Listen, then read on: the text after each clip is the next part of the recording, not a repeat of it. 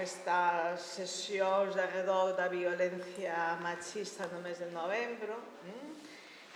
Cambiando de tema, os temas, por desgracia, non se esgotan en relación con isto, sobre todo porque nós quixemos no primeiro momento falar de novas violencias, non? É dicir, ir poñendo sobre a mesa non soamente os asuntos que xa eran máis evidentes para todos ou os puntos de vista ou as perspectivas desde que se podía abordar o tema, senón tamén, sobre todo, ir alertando sobre outras posibilidades ou outros enfoques, non? E, por tanto, teño que comenzar, además de agradecendo a vosa presenza, a agradecer a todo o traballo feito previamente. Está comigo Carme Adán, que é a actual coordinadora do CEDIF, do Centro de Documentación e Igualdade de Feminismos, que é a parte do Consello que organiza esta actividade, pero está ela, e con ela está unha comisión que traballa ao longo de todo o ano, e está o propio CEDIF, que ten moi pouco persoal, pero que aí está, e, por tanto, ainda hai que agradecer máis o traballo multiplicado que fai a única persoa que ten o Centro de Documentación como traballadora, pero tamén a todas as comisións e coordinadoras anteriores, porque realmente hai unha continuidade de traballo en que se vai edificando sempre sobre unha base que nunca se abandona previa, non? Tamén, claro, os participantes dos dous lados da mesa, non? É dicir, as persoas que ides participar ao longo da xornada, pero tamén os que ides participar desde o público, porque naturalmente nós queremos sempre que isto sexa un diálogo, non? Hai un tempo que está reservado para que falen os que falan deste lado da mesa, pero tamén nós queremos que xa un tempo reservado para que poida haber unha interacción entre uns e outros, non? Como digo, tamén os públicos non presentes, os que non están presentes físicamente aquí, pero están en tempo real seguíndonos, tamén poden intervir a través de internet, os que nos sigan en diferido, pois as de piaches, non? Claro, casi é como obrigado de dicir que non quixeramos estar falando deste tema, pero, bueno, ao mesmo tempo sí queremos seguir falando deste tema, non? Porque temos que querer sempre máis, porque o tema non se esgota, desgraciadamente, non? Porque os logros son reversibles, estámoslo vendo noutras áreas da vida, porque hai trampas no camiño, porque hai falsos amigos e algúns enemigos agazapados, tamén falsas amigas e enemigas agazapadas, non? Veces ois declaracións públicas de persoas que non deberían estar representando, que realmente son como misiles lanzados á liña de flotación, non? Porque se van amosando, como decía antes, outras formas de violencia, outros métodos, outras ameazas, porque seguimos comprobando día a día que hai vítimas que non saben que o están a ser, non saben que son vítimas de violencia, por tanto, algo de información lles está faltando, porque novas mulleres, tamén novos homes, necesitan día a día recibir formación e información sobre o asunto. Compre seguir informando e formando de maneira continua,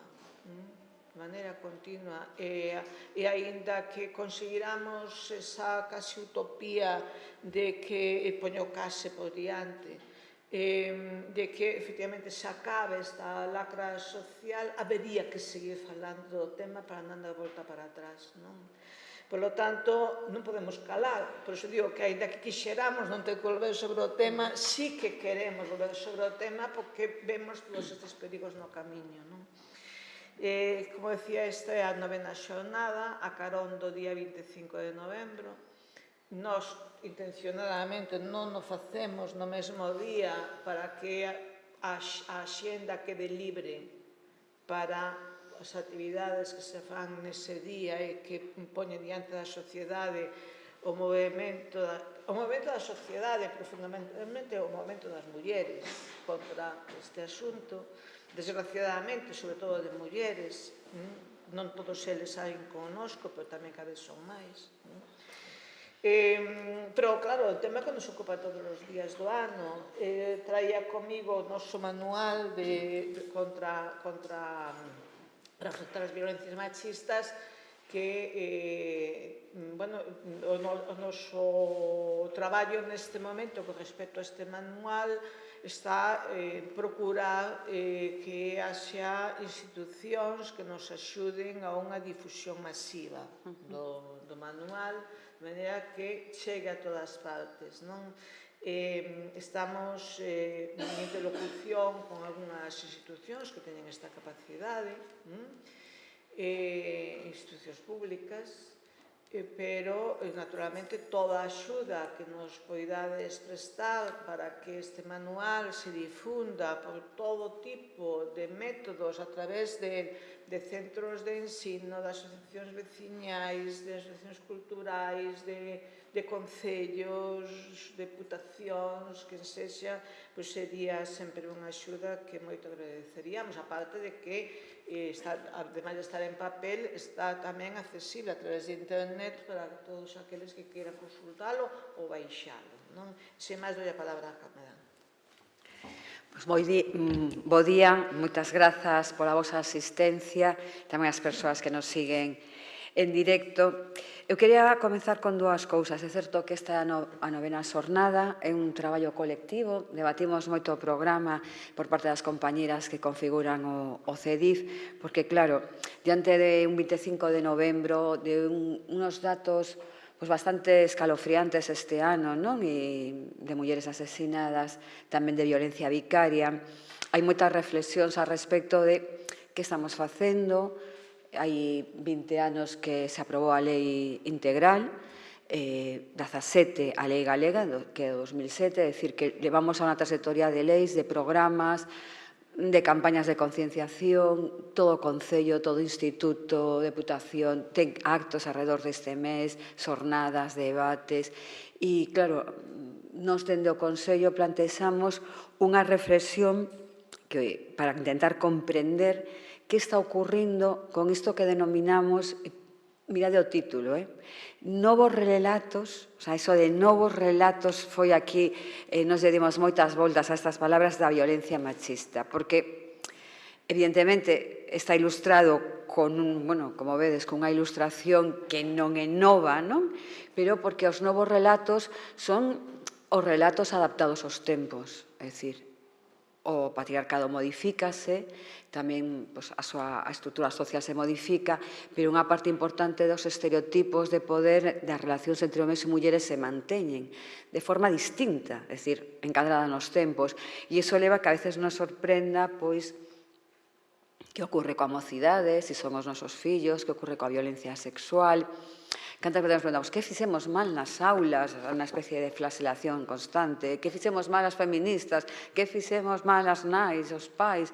Bueno, igual o que temos que analizar realmente é a profundidade que ten a desigualdade na estruturación social.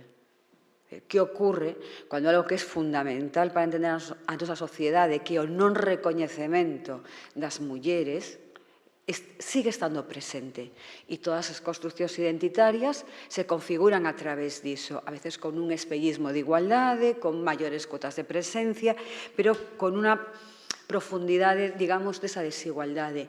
E a violencia aí cumpre un papel, porque é disciplinadora, porque instaura o medo e o medo sempre funciona. Evidentemente, é un mecanismo de control que se exerce perfectamente. E entón, os discursos, en este momento de control sobre as mozas, que vamos a dedicar, como vedes, unha parte importante ao tema da mocidade, son diferentes dos que vivimos, os que teñen a miña xeración e as das miñas naias, as miñas aboas, pero son esos, non sabemos se novos relatos ou relatos modificados de sempre. E aí, claro, a importancia de que nos reunamos e que conceptualicemos, porque para resolver un problema tenemos que saber diante de que problema estamos. porque sempre que eu escoito máis orzamentos e máis recursos, eu non vou a criticar eso, que claro que sí, máis orzamentos, claro, o tema facía unha entrevista, decía, máis orzamentos, que claro, o sea, efectivamente, máis xulgados, máis dotación, máis formación, máis recursos, máis atención psicolóxica, pero a prevención non está na actuación, son dos momentos diferentes. La actuación é cando xa se exerce a violencia e hai que poñer os recursos, pero a prevención está en outro sitio. Está nun sitio que tampouco é a escola, porque a veces na escola nos dicen, non, es que a escola, que pasa? Les vamos a enseñar a comer, a cruzar a carretera, a todo. Non, a sociedade educa no seu conxunto. E como está educando no seu conxunto a sociedade? Pois non sei, poñede Netflix, e non é propaganda ni nada, poñede calquer espacio de lecer, calquer espacio de relación da mocidade, e que é o que están vendo, que consideran o deporte masculino e o femenino, os seixos de poder, pode ser presidente, pero as presidentas custa máis, é dicir, todavía a desigualdade está e se perpetúa. E se perpetúa tamén con novas formas, con discursos incluso de, bueno, é que igual estábamos mellor na casa, bueno, non xa tratamos dentro do CEDIF o tema da maternidade, dos coidados, de todas as derivadas que levan a esa estructuración diferente da sociedade. E por eso creemos tan acaído seguir reflexionando e seguir conceptualizando a maiores, efectivamente, da necesidade de programas, porque a veces erramos, se me permite decirlo, un pouco na análise do problema e despois levamos á frustración.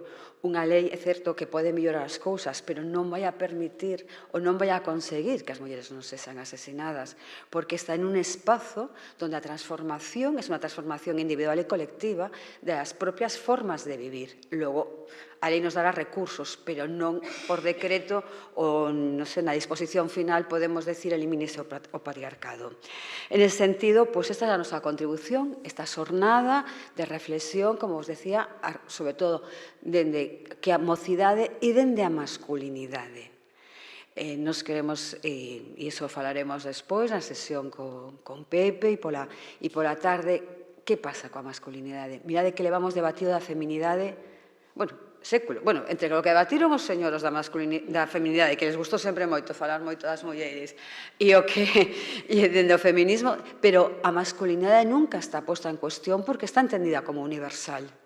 E moitas veces incluso como un modelo que debemos seguir, pensade no poder, pensade en moitas cuestións. E iso un pouco é o que hoxe plantexamos para debate, para conjuntamente ir pensando ante que nos estamos enfrentando.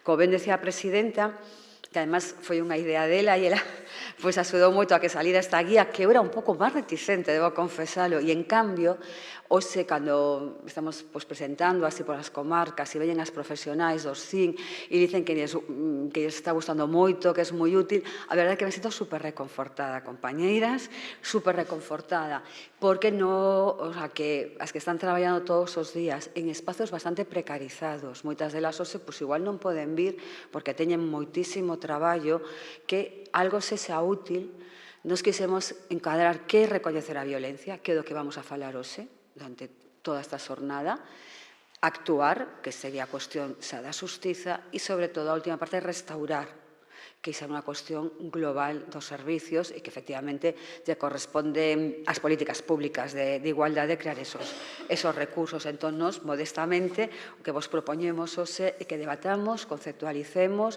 e pensemos a que nos enfrentamos coa mocidade e a masculinidade. Moitas grazas por vir.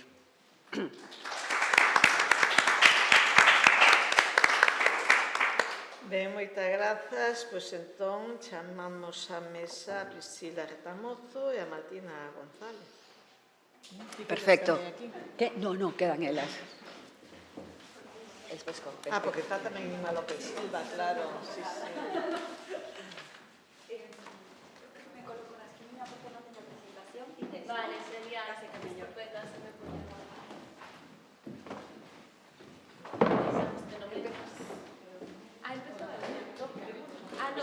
Bueno, non sei, a orde dame igual. Pero digo, si non vas a entregar presentación. Non. Da igual. Porque sí.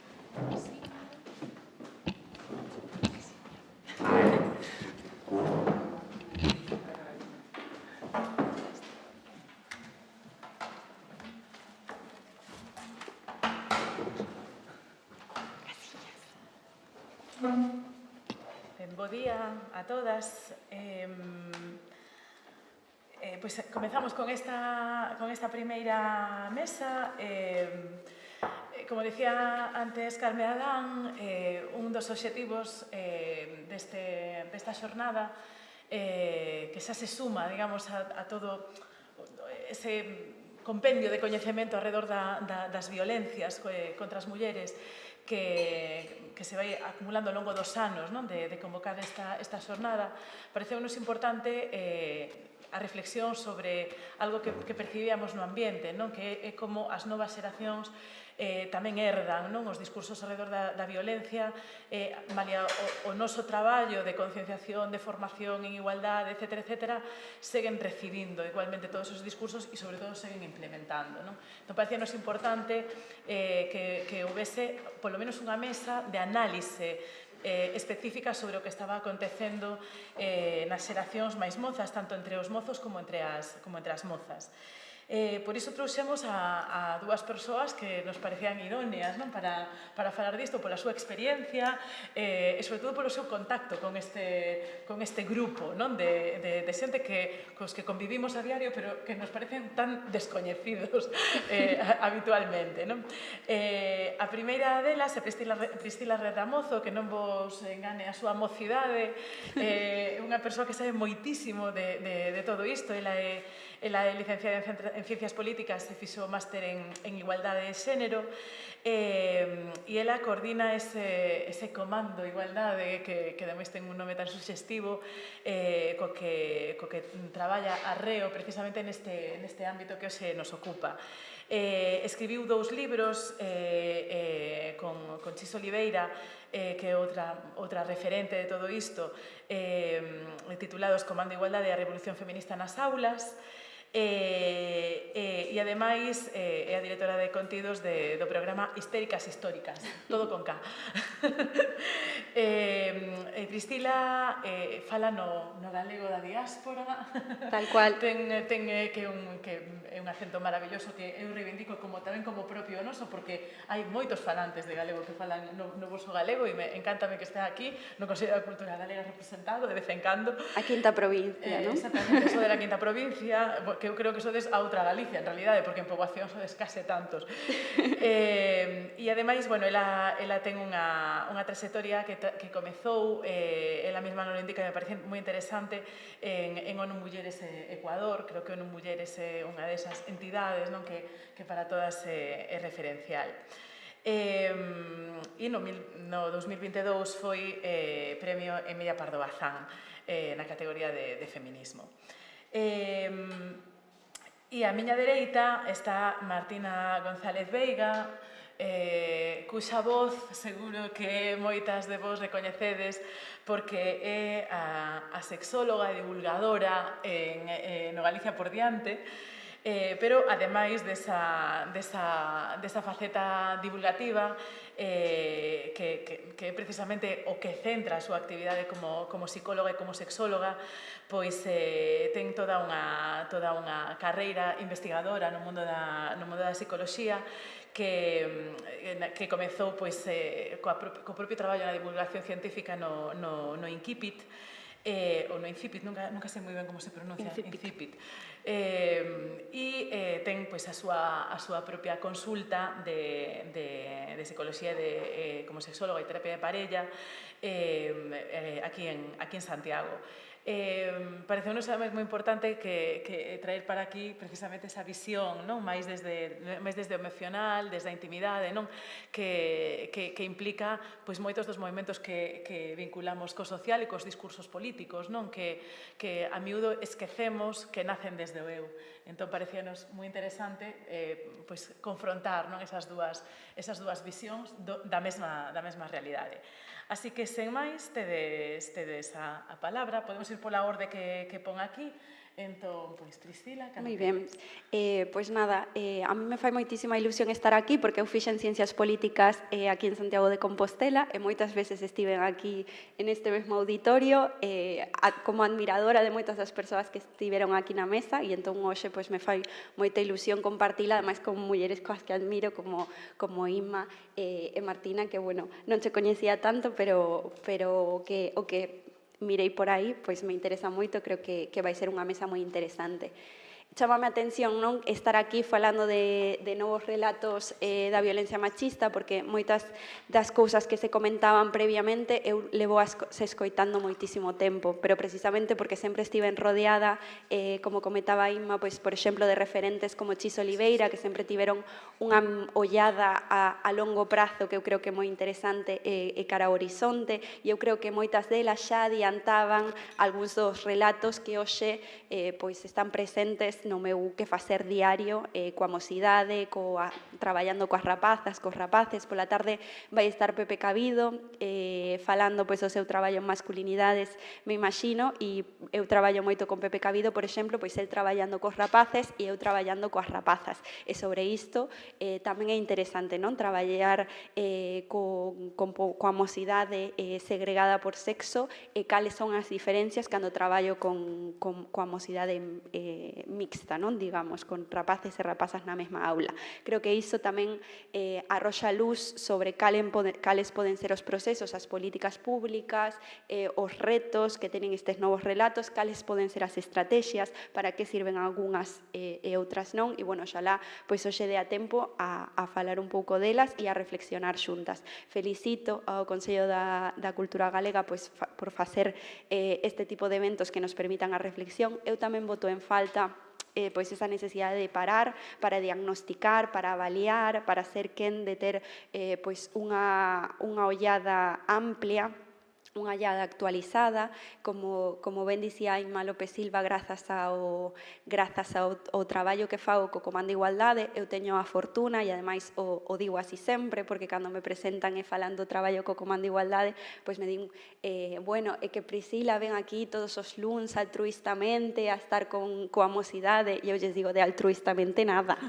Eu saco moitísima información de aquí, eu saco moitísimos relatos que me sirven logo para a miña práctica profesional e, sobre todo, me sirve para a esperanza, porque eu creo que o Comando Igualdade, ao ser rapazada dende primeiro da ESO ata segundo de bachillerato, coa que traballamos en igualdade e que traballan a vez cos seus iguais, é dicir, actúan, van a outras aulas ou a outros institutos pois a contar o que fan, a falar destes temas de igual a igual, permite unha radiografía moi interesante e, sobre todo, como vas vendo dende primeiro da ESO ata segundo de bachillerato, como van evolucionando os seus discursos, dis, claro que sirve o traballo en igualdade, que aquí o ves. E eu, de verdade, que considero a moitas das rapazas do Comando, as máis novas e as que xa levan 2, 3, 4 anos, ou incluso as que xa están agora en Compostela pois facendo as súas propias carreiras, absolutamente indestructibles. Eu estou segura que o patriarcado non vai poder con nós, porque é imposible que poida con esas rapazas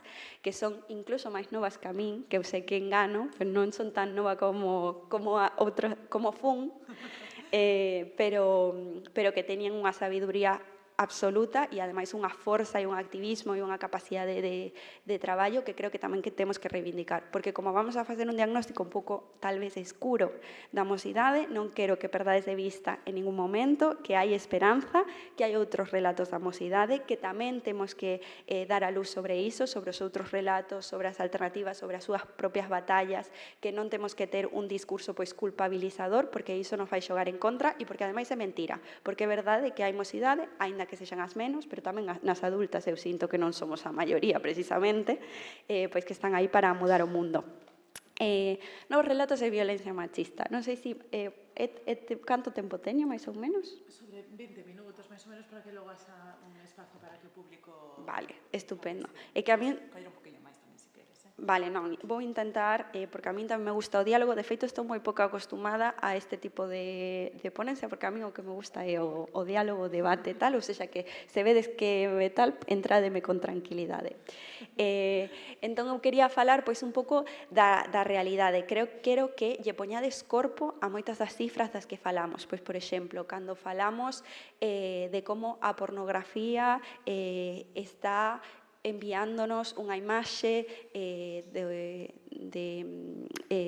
sexo que non é o que a nos gustaría como persoas adultas, que foron as primeiras experiencias sexuais dos rapaces e das rapazas.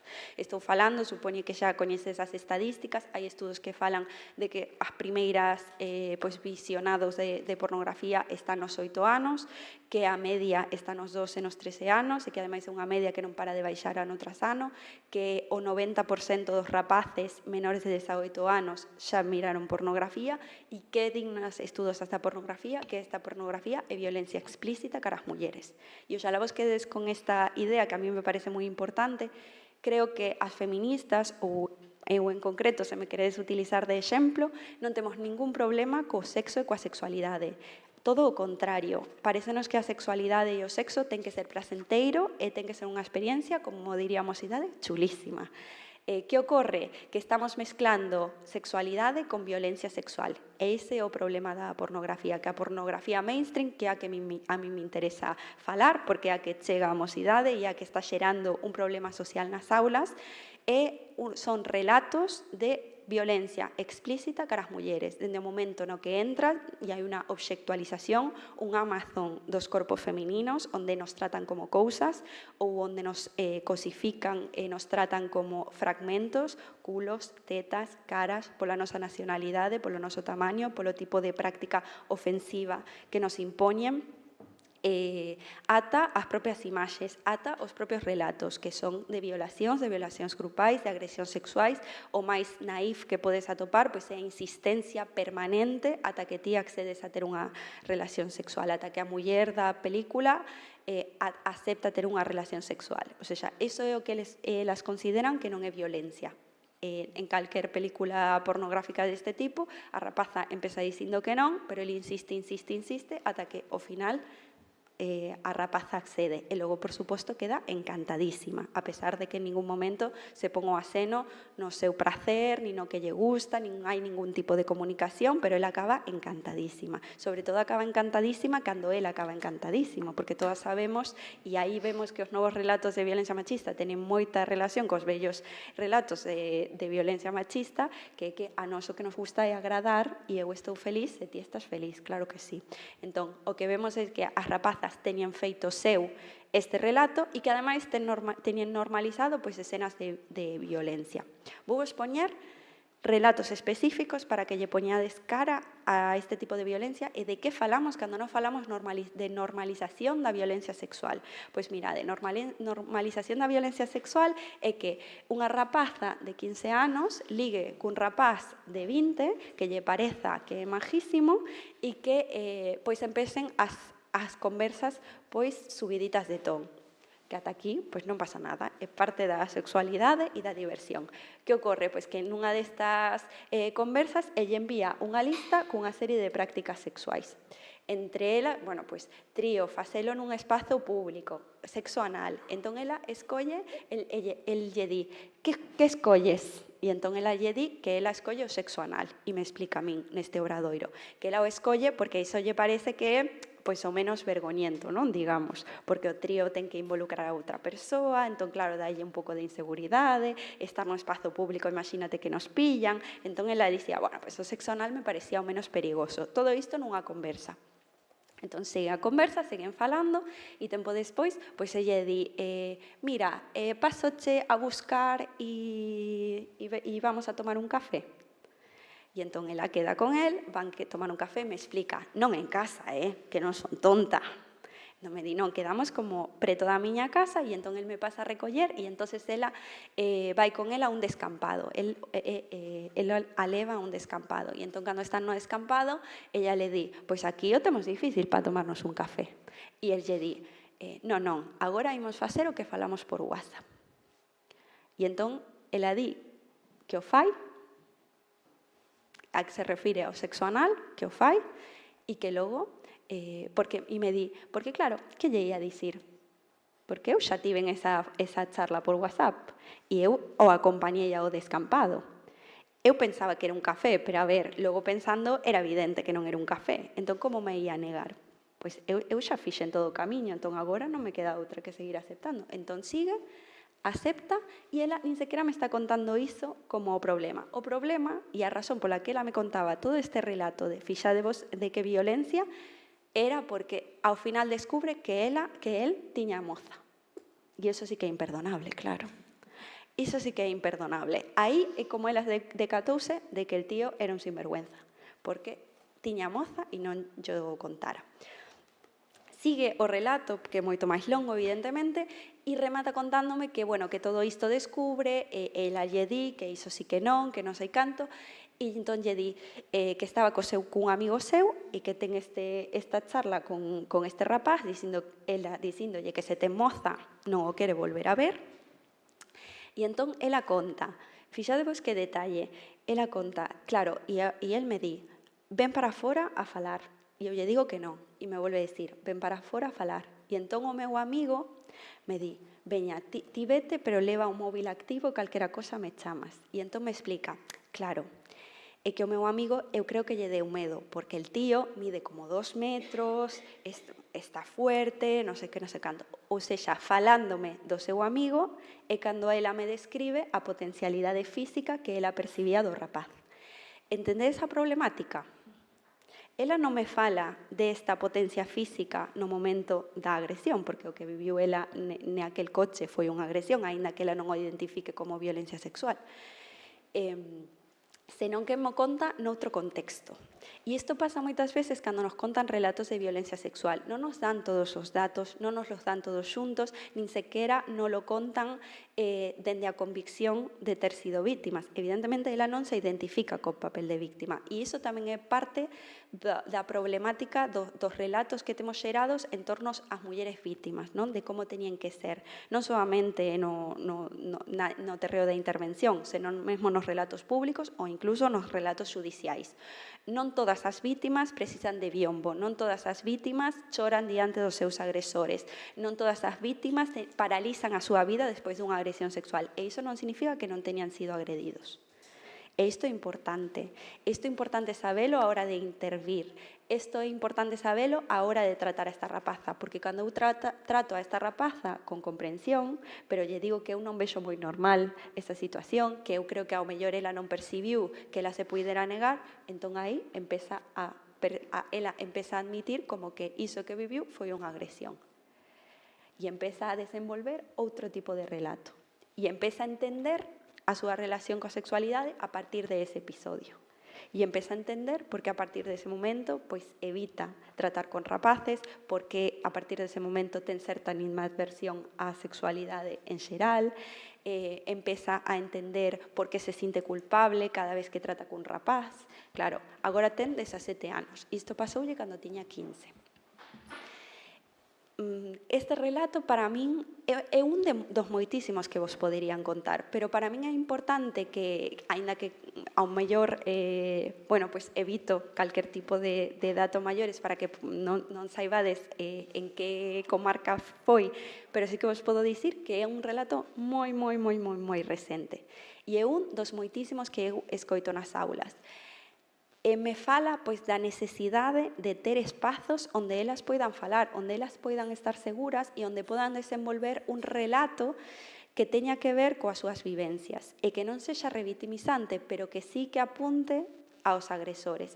Temos aí un desafío que é xerar un discurso que lles permita identificar a violencia sexual sen que rexeiten esa idea de vítima como esta muller inválida que non fai nada e que está chorando todo o rato, que non se corresponde sempre coa realidade, pero sen deixar de sinalar o vitimario, porque o problema de non querer falar de vítimas ou o problema de non querer falar de violencia é que non falamos entón de vitimarios e non falamos entón de agresores e non sinalamos onde temos que sinalar, que en eles que tipo de socialización están tendo como para ter pois este tipo de comportamentos normalizados. Vexo aí a Monse Fajardo, por exemplo, e creo que ela, por exemplo, no Concello de Pontevedra fai unha labor importantísima pois nesa labor de diagnóstico, falando co profesorado, falando co alumnado e facendo unha labor pois de diagnóstico previamente á intervención educativa. E aquí xa vou entrar a unha pequena crítica antes de rematar, xa lle meto caña. As intervencións educativas, tal e como se están facendo, ou polo menos como as coñezo eu, están sendo, non sei se parte do problema, pero dende logo non parte da solución. En que sentido? Pois as intervencións puntuais de 1 hora, de 2 horas, non serven, ou non serven todo o que deberían. Se non están feitas, ademais, por persoas profesionais con amplos coñecementos, con traxectoria, con capacidade, con práctica para poder intervir, tampouco sirven. Estamos enviando ás aulas xente pois, que o mellor ten 10 horas de formación en igualdade. O que están formadas ou que están sensibilizadas, pero non é o mesmo estar sensibilizada en igualdade que estar sensibilizada para traballar con mocidade. Non é o mesmo pois, coñecer moitas autoras a ser capaz de trasladar un relato que sexa ameno, que sexa asequible, que non sexa revitimizante, que non sexa erotófobo. Entón, é moi difícil atopar eses perfis, entre outras cousas, porque quen forma, que nos está formando para iso, sería interesante. Eu tiven a mellor, eu tiven a Chis Oliveira, entón, nese sentido, pois, eu teño ese espazo coberto, pero onde nos estamos formando as demais, non? Ás veces nos envían ás aulas, pois, sen previo aviso, sen avisarnos, 1 hora cun alumnado, que se son 30, pero se poden ser 70 ou 100, pois tamén se meten. O importante é que fagan algo en igualdade, porque chego o 25N e o 8 de marzo, e queremos avisar que no centro fixemos esta actuación. Ou ao revés, as profesoras que están moi preocupadas e que sí que queren actuar en aulas, piden no claustro e din non poden perder clase. Entón, que facemos para que non perdan clase? Bueno, pois xuntamos a 200 nunha aula maxistral e a botarlles a chapa, que iso vai funcionar xenial. Eso vai funcionar xenial, porque ademais damos a imaxe de que estamos traballando nisto moitísimo, de que estamos dedicando mogollón de recursos, cando non é certo. O que estamos facendo é A, precarizando o sector, B, facendo accións que non serven ou polo menos non están avaliadas para que saibamos se sirven ou non sirven, ou canto serven, ou se serviron nunha clase e noutra non. Falta avaliación inicial para saber cales son os retos, para falarlles de algo que realmente precisen. Falta avaliación final para saber como iso funcionou, se chegou, se non chegou, se xerou máis resistencias das que había ao principio. Todo iso necesitamos avalialo e incluso necesitaríamos unha avaliación a longo prazo para ver como resistiu iso ao longo do tempo. Pero non estamos niso. De feito, eu, nese sentido, sí que creo que houbo... A ver, como digo, sen desmotivarvos, pero creo que sí que son tempos de rearme patriarcal no que eu pasei de estar defendendo pois este tipo de actuacións, que as actuacións foran avaliadas, que foran feitas por profesionais, que foran feitas pois dun xeito sistemático, que fora o profesorado que reciba formación para que estas charlas puntuais simplemente sexan, pois digamos que un apuntalamento ao traballo diario. Bueno, agora, con estes resurdimentos dos discursos da extrema dereita, estamos pasando a pedir xa que nos deixen entrar. O sea, xa fixadevos como cambiou o conto de pedir recursos a pedir que nos deixen facelo. Entón, creo que lonxe de ser pesimista, creo que isto é parte da victoria feminista. Cada vez ao longo da historia que os feministas avanzamos en dereitos, en marcos lóxicos, en marcos normativos, en marcos conceptuais, ten habido un rearme patriarcal e un intento de retroceso, e creo que é o momento que estamos a vivir agora. E iso é o que explica o fenómeno da manosfera, é o que explica o discurso das tradwives, é o que explica pois, toda esta vertente dos discursos de extrema dereita, non soamente nas redes sociais, e que non soamente afecta a mocidade, senón en xeral aos medios de comunicación, ao Congreso de Diputados, no que temos diputados defendendo e sendo moi contrarios pois, a calquer iniciativa de educación afectivo-sexual, por exemplo, ao mesmo tempo pois, que estamos vendo que a violencia sexual vai en aumento, ou polo menos que a estamos detectando. Despois de todo o traballo que temos feito, non? Que dicían na presentación, todos estes anos e todas estas décadas que nos levamos pois, traballando non soamente nas aulas, nas asociacións, no movimento civil, nas manifestacións, todo este tipo de cousas, eu creo que agardábamos outros resultados. Creo que tal vez fomos algo inxenuas en agardar eses resultados, en agardar que o patriarcado non respondera, ou polo menos en non agardar que respondera con esta ferocidade que estamos vendo. Pero creo que, en todo caso, é boa noticia. Creo que tocamos nunha parte do patriarcado moi importante, que é o terreo da intimidade, da sexualidade, do persoal, e creo que por iso están sedentos de sangue, por iso piden as nosas cabezas e por iso hai estes discursos. Creo que temos que estar máis rearmadas que nunca, que temos que ter máis espazos que nunca de reflexión, que temos que falar moito e falar ben e falar en profundidade. Creo que temos especialmente as máis mozas que recoller moito do coñecemento e da xenealoxía feminista. Non podemos permitir que os discursos da brecha ou da suposta brecha ou fenda interxeracional non é certo. As mulleres que levan máis tempo nisto son as que loitaron contra eses monstruos coas que agora estamos loitando as máis novas. Podemos aprender moitísimo da sabedoría e da experiencia acumulada das máis maiores. E creo que aí está a solución, en que as maiores non sintan que as novas vimos a combater ningún discurso, nin a chamar as carcas, nin nada polo estilo, e que tamén as maiores pois, nos abran as portas e as ventás para que as máis mozas pois, podamos ver e podamos aprender da súa trayectoria. Eu creo que estamos nisto. Na miña experiencia persoal, eu solamente teño recibido xenerosidade das que levan máis tempo ca min, e por outra parte sempre me teñen escoitado con moita atención, con moita paciencia, e creo que xuntas sí que estamos pois, vislumbrando un futuro máis bonito. Aí está a mostra do Comando de Igualdade. Eu non teño dúbida de que imos vencer, eu non teño dúbidas de que o patriarcado vai caer, pero a mí me gustaría que fora máis cedo que tarde. Entón, poñámonos a traballar, poñámonos a reflexionar, a escoitarnos as unhas ás outras, e eu creo que a partida está gañada, porque non podemos permitirnos perder, así que solamente nos queda loitar e gañar.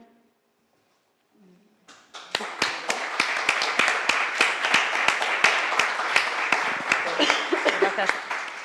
Vixo moitas ideas que teño aquí anotadas. Por certo, non pensades que estou mirando o móvil constantemente, que non teño boli, estou anotando no móvil. Así que, bueno, teño moitas ideas para preguntarche, pero primeiro vamos a escoitar a Martina e así facemos logo unha reflexión de conxunto. Martina, cando queiras. Bueno, o primeiro, moitísimas grazas por invitarme, grazas ao Consello da Cultura Galega, grazas a Carme Adán. Cando Carme me contactou para isto, eu dixen, Carmen, eu non sei se son a persoa. Me dixo, é para falar de porno, de violencias, da mocidade, de tal, e dixen, a miña visión é un pouco diferente, non sei se é o que estás buscando. E ela dixome, sí, interésame isto, imos aló. E entón dixen, bueno, pois aquí estou. Lamento correxirte, Inma, pero sí que me parece importante como presentarme un pouco para contextualizar dende onde traballo. Non son investigadora, así que traballei durante 6 anos no INCIPIT, pertencente ao CSIC, que no seu tempo tamén á Universidade de Santiago de Compostela como divulgadora, pero era en patrimonio de arqueoloxía. De todos os xeitos, aprendí moitísimo sobre divulgación e axudoume moito a ser a divulgadora que son agora. Un pouco como eu fundei un centro de sexoloxía en 2011 que se chama Con Mucho Gusto. Agora somos unha equipa de persoas e un centro especializado en sexoloxía, e isto é como moi importante porque dende onde traballo eu, dende a especialización como psicóloga en sexoloxía, a mirande parte do meu tempo, de luns a venres, é na consulta especializada, entón é o lugar dende o que eu vou falar. A xente que ven a verme con dificultades é xente que ven ou por dificultades sexuais, ou por dificultades coas súas parellas relacionais, ou por dificultades relacionadas coa integración da súa identidade sexual, porque teñan como algunha dificultade dese tipo. Entón, falo dende aí, dende 13 anos que levo traballando en consulta, vendo, analizando, explorando, acompañando as sexualidades das persoas a partir dos 18 anos. Entón, un pouco, a miña mirada vai dende aí, dende a consulta, pois teño que aplicar unha mirada curiosa, entón, unha mirada como de non xuizo, de curiosidade, para saber que hai aí detrás de todas estas dificultades, destes problemas, das cousas que pasan. Eu tiña un pouco a mesma educación sexual pois que a maioría da poboación e, bueno, pois da miña xeración, que realmente tampouco é que mudara tanto.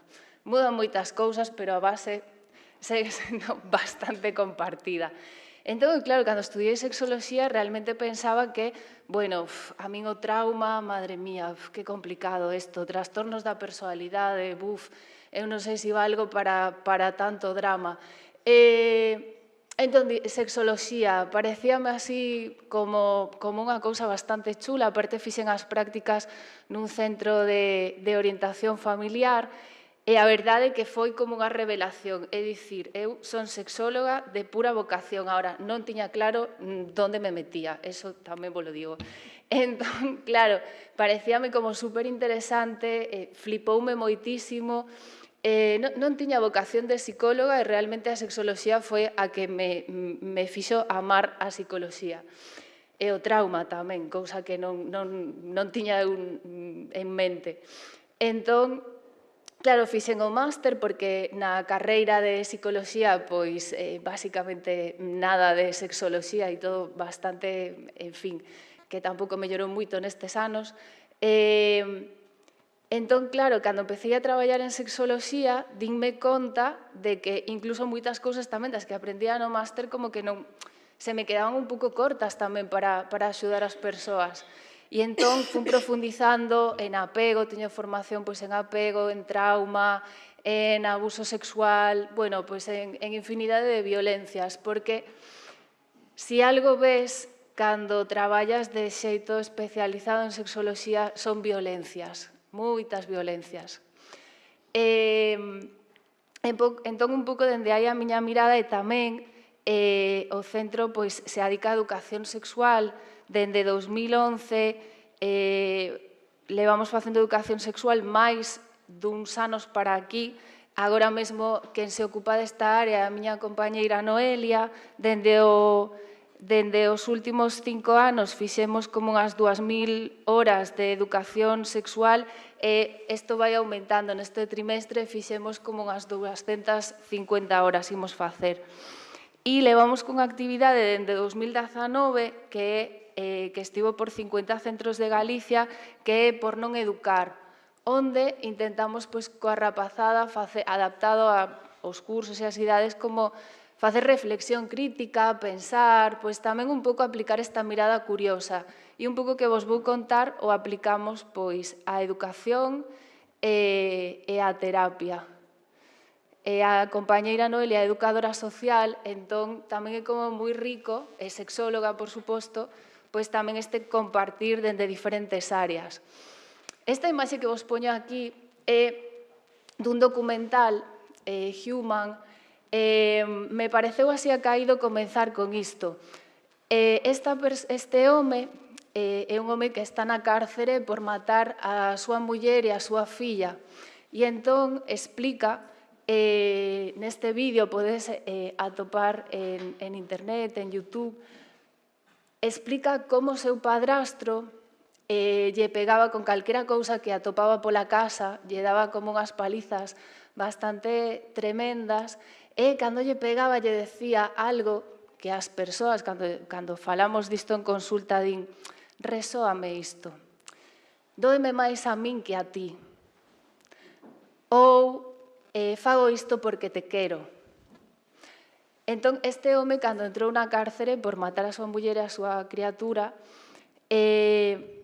deuse conta nun entorno desprovisto de amor, pois empezou como a reflexionar e a darse conta do que o mellor era o amor, porque ele entendeu que o amor era mallar a paus a alguén, que iso era un xeito de querer. Cando pasan estas cosas na infancia, fanse unhas asociacións co querer que son como moi complexas. Neste tempo é un reto absoluto explicar algo tan complexo como son as violencias neste tempo tan pequeniño, pero vou intentalo. Entón, ele empezou a entender o que é o amor coa visita dunha muller que ia visitalo a miúdo. E esta muller era a nai da muller que matou.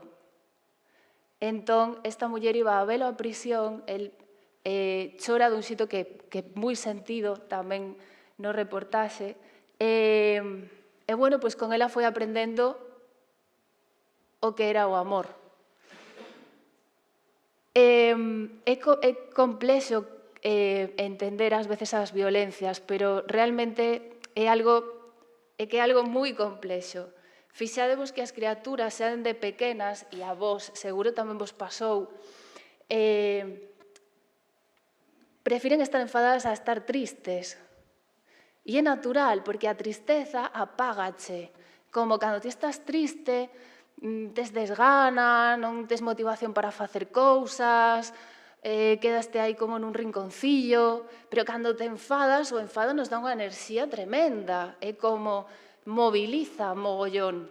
Entón, é algo que pois ten un efecto moi potente, e cando certas cousas non son ben atendidas, claro, hai persoas en consulta que realmente o enfado, estar enfadadas, a violencia, sona heavy, pero lle salvou a vida.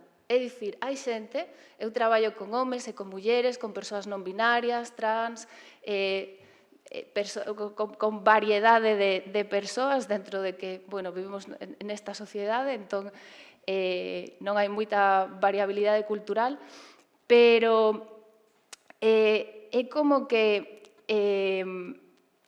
hai persoas que realmente, se non foran violentas, se non estiveran enfadadas, se non estiveran como un pouco desconectadas de outras partes como máis vulnerables ou máis sensibles, non estarían vivas. Eu ás veces miro algunha persoa ou algún home en consulta e digo, guau, que increíble que sobreviviras deste xeito. E temos que activar, claro, esa xente está en consulta, que ten un mérito increíble, non? De repente, como cando te sientes suficientemente a salvo e podes empezar a sair do modo de supervivencia, podes empezar a, bueno, ver outros xeitos de vivir, pero é moi complicado cando ti te crías nun entorno de supervivencia tamén renunciar pois o enfado, a raiva, a estas cousas que nos enerxetizan tanto. E, ademais, ás veces, é como que cando a xente conecta co enfado ou cunha parte como super hostil, realmente non sintes nada de dor emocional e iso é super potente. Isto é como... Porque hai xente que ten unha dor insoportable, que se conectara con iso non iría a estudiar a escola, non podería facer unha vida que entendemos como funcional.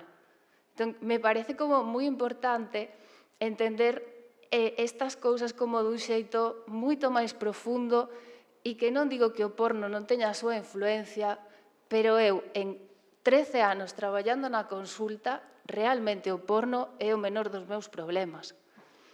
En todo caso, é como estas cousas, estes debuxos que se van do iceberg e todo isto, pois estaría por aí arriba, pero non está na base, realmente. E un pouco o que falaba Priscila antes das violencias, é que eu estes relatos como que contaba ela, eu o vexo en xente maior tamén. É que eu isto o vexo en xente de 50, de 60 anos, de todas as idades vexo estes relatos, porque seguimos arrastrando a mesma educación sexual deficiente e, bueno, como explicarei agora, bastante neglixente. Entón, vénseme a cabeza unha das miñas aboas que deu a luz a 8 fillos na casa e tivo unha infección coa placenta e entón, cando viña o médico a casa a intentar como, bueno, dun xeito bastante violento, non? Pois quitar os restos que tiña aí, e ela pois choraba e gritaba de dor, e el lle decía, isto non o facías cando estabas facendo, non berrabas así cando estabas facendo. Non berres.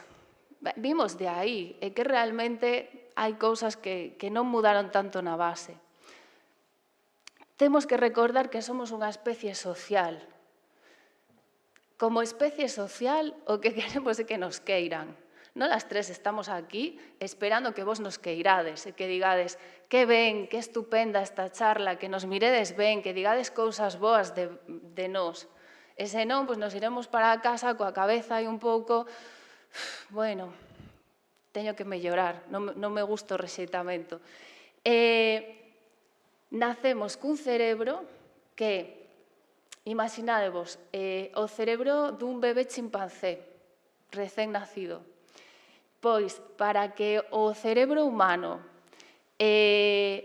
fose igual que o cerebro dun chimpancé recén nacido, o embarazo humano tería que durar 2 anos.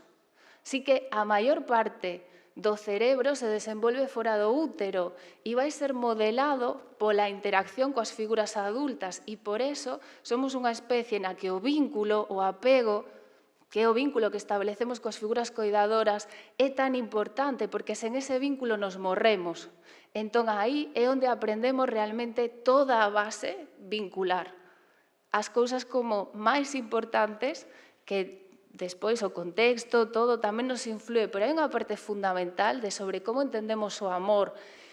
Preguntadevos isto, que aprendichedes na vosa infancia e na vosa adolescencia que vos fai queribles? Cando estedes na casa así con tranquilidade, preguntadevos isto, porque iso vos vai dar respostas a moitos comportamentos, actitudes, cousas que facemos ou que non facemos. Que aprendemos que nos fai queribles, que aprendemos que sostén os vínculos, é fundamental, está aí na base, porque se non sostemos os vínculos, morremos, non hai máis volta. O noso cerebro tarda en desenvolverse máis que o de ningunha especie e a parte como de poder pensar, de poder regular as nosas emocións, de poder xestionar, é a última en desenvolverse de todas. Di a neurociencia agora que nos arroxa moitos datos que isto pois rematan as aplicacións básicas como os 24 anos. Aí como de configurarse a cousa gorda. Entón, é importante ter isto en conta porque cando falamos de adolescencias e de infancias estamos falando de cerebros en desenvolvemento que as persoas adultas estamos modelando. E non é só o porno que modela iso. Somos nós, coas nosas relacións, que nos estamos modelando iso tamén. Traio este esquemiña para que entendades un pouco isto. Aquí están as figuras principais de apego. Aquí, unha criatura. As necesidades básicas das criaturas son sentirse vistas, sentirse seguras, sentirse calmadas e sostidas. Entón, se todo vai ben, e isto ás veces é como atopar un extraterrestre, ou un unicornio, as figuras de apego sintonizan ben, corregulan as criaturas, porque, como dicíamos antes, o cerebro está en desenvolvemento e as criaturas non teñen capacidade de autorregularse. Están aprendendo a regularse en base á corregulación emocional que fan as figuras adultas. E isto é moi importante, porque ás veces lles pedimos unha regulación e unha xestión emocional que cerebralmente é imposible que fagan. Están aprendendo a facela segundo o que facemos nos con elas. Entón, fundamental sentirse vistas. Claro, se collo un pouco como exemplo que puxo antes Priscila, e isto é algo que vexo moito en consulta, ás veces, cando na túa infancia, na túa adolescencia, non sintes que te ven, e de repente aparece unha persoa que, ademais, pois pode ser unha persoa desexable ou unha persoa máis maior, e esa persoa te ve, esa non hai droga máis potente para o cerebro. E ademais te ve, te valora. é a caña eso, o sea, é un enganche como brutal. E se ademais tes unha infancia complicada, e perdón, vou enlazando cousas, pero se ademais tes unha infancia complicada, sentir que perdes eso, volveche a conectar con esa dor insufrible da túa infancia. Entón, non queres perder eso baixo ningún concepto. Entendedesme un pouco con isto, canto de complexas son ás veces as relacións e estas cousas das violencias. E máis, ás veces me atopo en consulta e teño que ter como moito tino, vale? Para traballar, claro, no meu xito de entendelo, como todo sistema de protección, teño tremendo respecto por iso, porque non hai nada que fagamos que non teña unha función. O noso cerebro é moi listo, sempre vai intentar protexernos da dor do xeito que mellor sabe. Entón, ás veces, cando unha persoa idealiza na consulta ou está enganchada a unha relación que lle está mancando, si eso se confronta dun xeito que a persoa non pode digerir, realmente teñome visto en situacións moi complicadas e incluso indo continuo de que esa persoa está enganchada a esa relación e que modín, ás veces incluso recoñecen, é que a esperanza alíviame a dor. É que a esperanza de que esta persoa poida ser unha persoa que me queira é un alivio para o sufrimento tremendo. E se esa esperanza se rompe, eu me teño atopado o día seguinte con persoas de Martina, teño ganas de matarme. Entón, é moi complexo isto. Esta é unha necesidade básica das criaturas. Se isto se dá, se as figuras adultas te ven, te corregulan, te calman, se fan sentir importante, sobre todo se proporcionan seguridade, e isto que necesitan as criaturas, non máis medo, senón adultos que lles proporcionan seguridade, se xera este outro óvalo, non? Pois se xera como un círculo suficientemente seguro no que as criaturas poden desenvolverse e entón interiorizan crenzas básicas e fundamentais para unha boa saúde mental. Eu vallo, está ben como son querible, merezo amor e coidados, sinto amor e seguridade e sentimento de pertenza. Unha das emocións as que custa máis chegar e que está aí na base o sentimento de soidade, de non lle importo a ninguén, o sentimento de valeiro. É horrorosa esa sensación. E o cerebro humano fai todo o posible e o imposible para non sentir eso. E o que pasa moitas veces, porque arrastramos moita violencia, tamén temos, como decía moi ben Carme, toda unha historia, un contexto, bueno, vimos de anos como moi oscuros que non fai tanto tempo, temos unhas figuras de apego principais, unha criatura, e se isto non pasa, a criatura vai intentar soster o vínculo a toda costa e vai facer o imposible para iso. E vai intentar centrarse non nas súas necesidades, sino en complacer, en atender as necesidades das figuras adultas para que a queiran. Se as figuras adultas tratan mal as criaturas, como por exemplo no caso que vos puxen ao principio deste home, a culpa vai ser un sostén brutal da relación. No caso máis heavy, como por exemplo deste home, e que ás veces vexo en consulta, é moi complicado soltar a culpa, porque a culpa ás veces é o único, nos casos máis complicados, a culpa é o único que sostén o vínculo. E se eu non me sinto culpable, eu non tería unha relación cos meus pais. Entón, necesitamos sobrevivir. As criaturas sempre se van botar a culpa polo propio egocentrismo do desenvolvemento infantil e tamén porque iso che permite soster o vínculo. Entón, se a túa familia, se na túa escola tes figuras adultas que che dan mensaxes ambivalentes, vai haber unha mestura entre o sistema de apego, a necesidade de vincularse, e o sistema de supervivencia, protexerse das cousas que nos firen. E aí se mestura como moito lío. A ver se me explico ben. Entón, se, por exemplo, a miña nai ás veces é como super agarimosa, está super ben comigo e todo genial, pois estupendo, eu síntome como moi ben.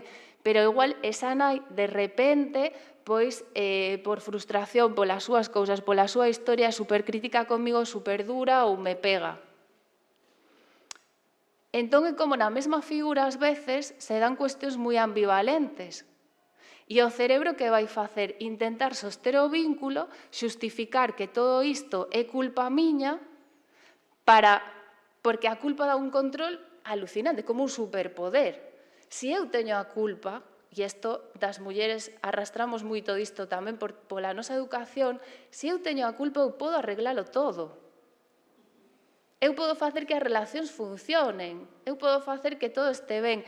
O noso cerebro necesita entender isto, necesito entender por que se comporta así, por que fai isto. A culpa dache unha explicación, pois porque ti algo farías, porque hai algo en ti que non está ben, que non funciona ben. Entón a culpa tamén enche ocos. E a culpa sirve de sostén de relacións tamén.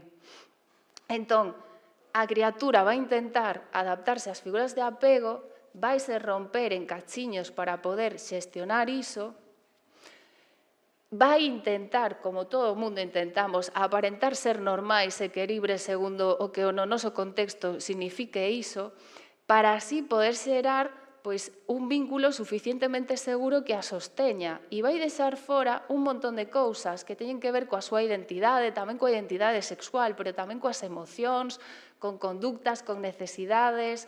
Cantas criaturas vexo en consulta que se parentalizan, que son terapeutas dos seus pais, que se atopan en conflictos de lealdades, que, bueno, pois que as persoas adultas ainda non aprendemos a xestionar ben os nosos vínculos e as criaturas pois están absorbendo todo isto sin querer. E todo isto non é para que mal, senón como que é importante como tomar conciencia e ir mudando ese patrón. Non é a nosa culpa, somos fruto da nosa historia. Igual que as criaturas violentas son froito da súa historia. O que temos é que entender iso, mirar que é o que pasa aí, que hai debaixo do que vemos, porque o que vemos só é ser o síntoma e non só é ser o problema real.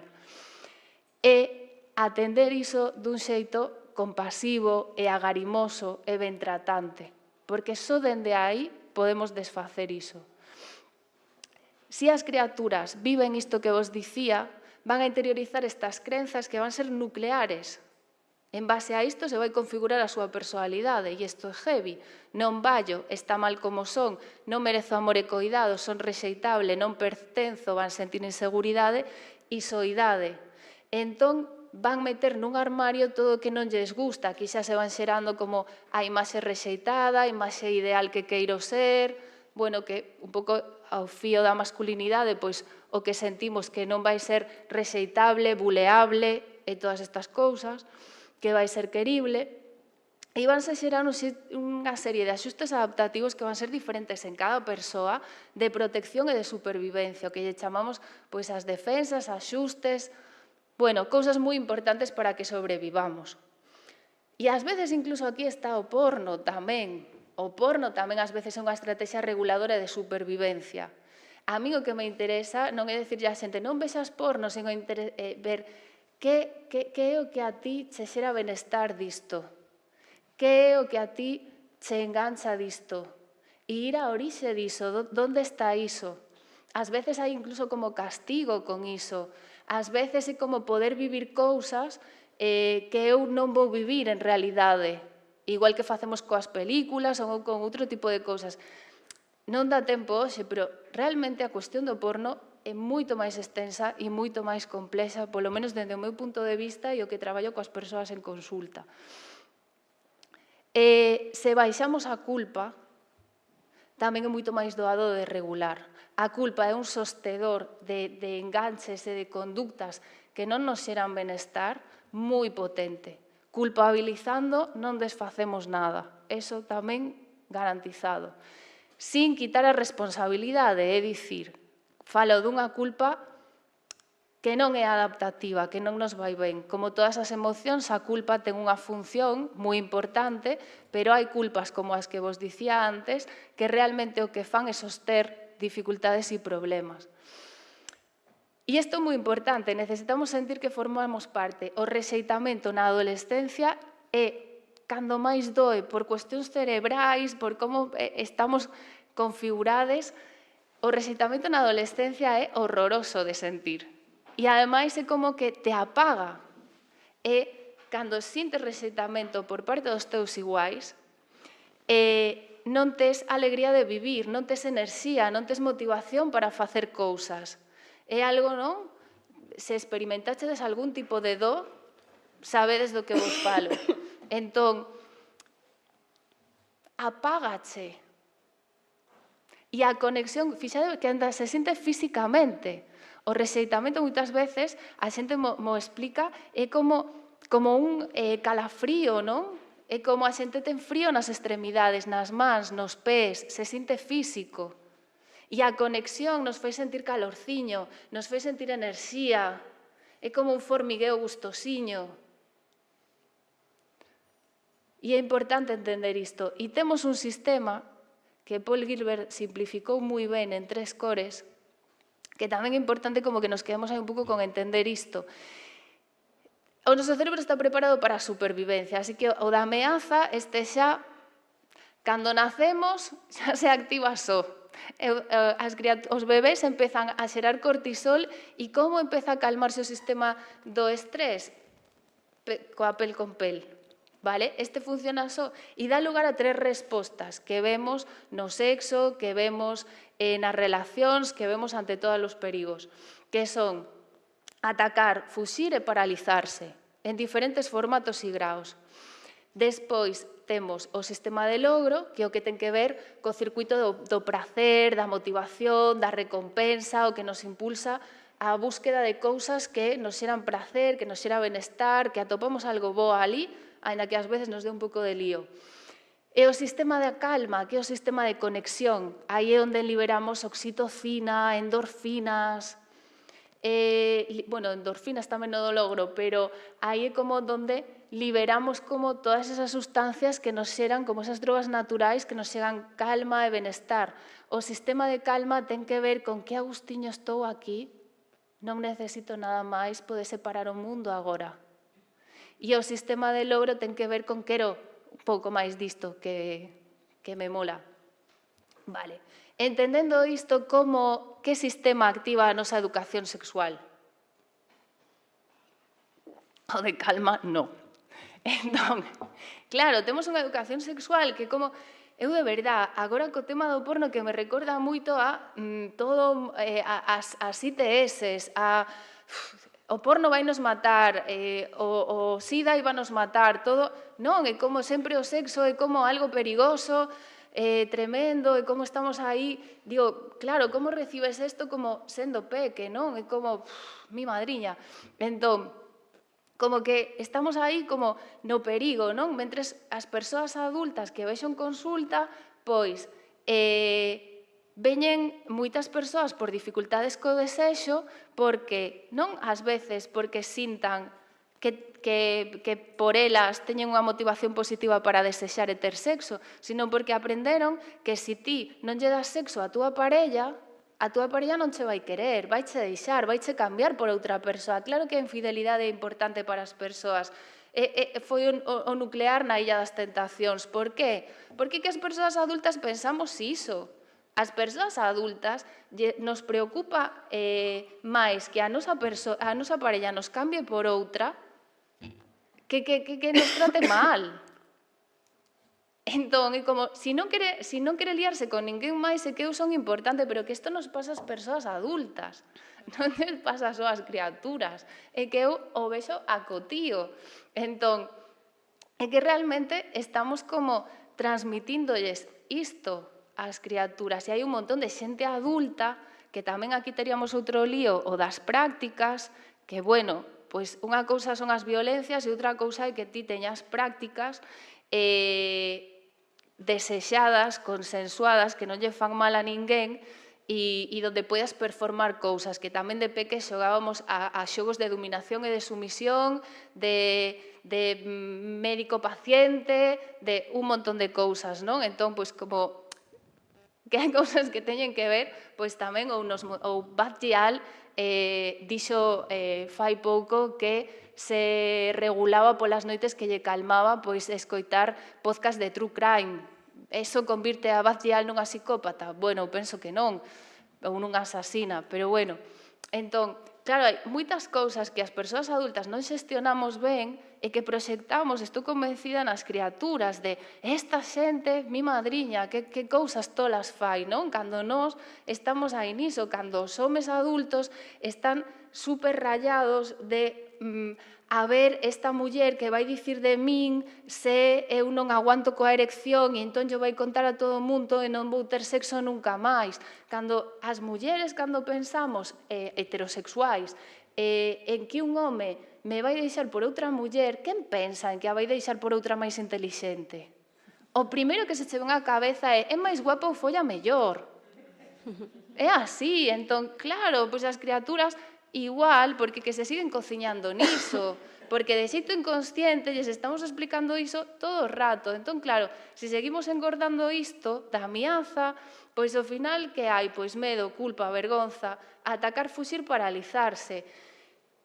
Nos centros escolares, que isto é outro melón, relación familias, profes, nos centros escolares teñen medo á educación sexual por se as familias os denuncian, se lles botan en riba, que estamos neste panorama, que hai medo, que hai profes que non se atreven a contestar se unha criatura lle pregunta que é o sexo oral, polo que poida pasar, e na casa tampouco lle contestan porque que vergonza falar disto. E entón van a Google e entón o problema é que atopou porno.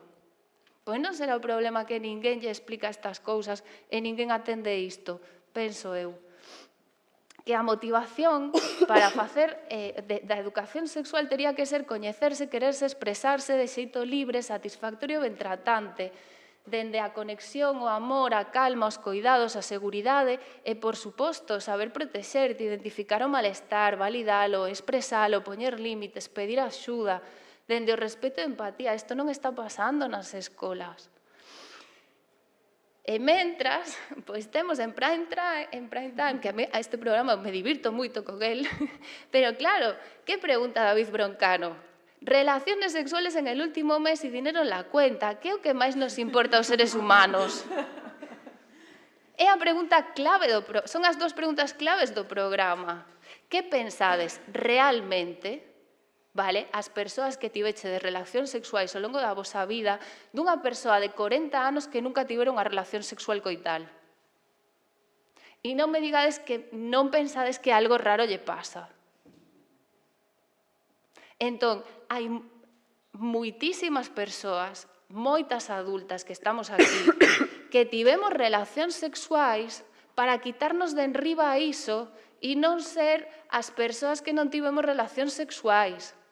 Dun xeito que podía parecer moi agarimoso, pero non era nada agarimoso. De xeito, hai xente que se atopa, que se deita con xente pola que non ten sentimentos, porque como así mo quito de enriba e non me engancho a esta persoa. Entón, isto le vamos facendo as persoas adultas moitísimo tempo e seguímolo facendo. Cantas homes de Tinder usan condón? Que lles vamos pedir a xente nova? Canta xente fai ghosting, canta xente hoxe che di unha cousa e mañá desaparece. Isto é o mundo adulto que estamos aí, non? Entón, estamos dicindo que isto é super importante e ademais puntúa máis o coito que o petting e que a masturbación, e isto é educación sexual, que vea a rapazada, e que molas máis, porque cando a xente di que tivo moitas relacións sexuais, o público aplaude, non fai falla que ninguén lles diga sí, ter moito sexo é guai. E ademais sexo coital, claro, que é como, vale, dúas persoas con vulvas e non introducen nada, non conta. Pois tamén a mirada da diversidade, que é certo que estamos sempre coa mirada heterosexual. Cando se fan divisións de grupos, pois tamén, non? É como, eu me pregunto con estas divisións, claro, como lles estamos axudando as criaturas a entenderse e a entender que son da mesma especie e que non vexan que as nenas son dunha especie inferior, os gays máis inferior, as lesbianas máis inferior, a bisexuais todavía máis inferior, as asexuais todavía máis inferior, porque esta xente que non experimenta atracción sexual moi humana non pode ser. Non será mellor facer o xeito de que a xente se entenda e que despois non teña que vir a terapia de parella para aprender a falar do que sinte e entenderse. Non sei, e ademais como con criaturas que están como forxando a súa identidade, que é como, onde me coloco, no grupo dos nenos ou das nenas? Son un rapaz gay que me bulean, identifícome máis coa feminidade e coa masculinidade, métome nos grupos dos rapaces, que vou estar menos seguro que no das rapazas. Claro, dos espazos seguros no instituto, é que o instituto, aínda que o intente moito, é difícil que sexa un espazo seguro. Non o é, non o vai ser nunca.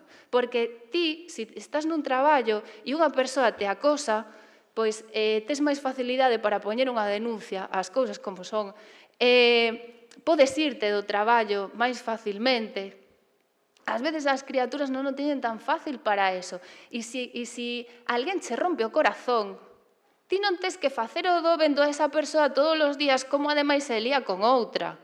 É que é tremendo, cando todavía non tes capacidade para xestionar todo iso. É que eu cando penso de maior facendo as historias digo, guau, o sea que sobrevivir ao instituto é increíble, é realmente super difícil, non? Entón, bueno, pois pouco violentos son ás veces. Entón, isto é unha resposta que me deu unha criatura de quinto de primaria, cando lles preguntei por que non lles preguntaban ao profesorado ás súas familias cousas sobre educación sexual e a min, persoa descoñecida random, me facían un montón de preguntas. E esta resposta me quedou grabada para os restos. Aos nenos danos tanta vergonza preguntar como aos maiores contestar. E esta é a realidade da educación sexual. É que, en serio, que o porno todavía está noutra. Vou rematando, perdón. Lanzo preguntas. Que educación sexual se fai nas escolas? Como se acompaña durante toda a infancia e adolescencia a construcción da identidade sexual das criaturas? Como se lles ensina a coñecer o seu corpo, as súas emocións, o prazer, a alegría, a conexión, a vincularse ben, resolver conflictos, desvincularse, ter conversas incómodas, xestionar as emocións desagradables, facer dos, coñecer a diversidade de corpos, os cambios que van ter, de sexos, de orientacións, de xéneros, de xeito de expresarse, de vivirse, de relacionarse. Como se integra, como alguén pode integrar, querer e coidar e desfrutar o que non existe, o que non se nomea?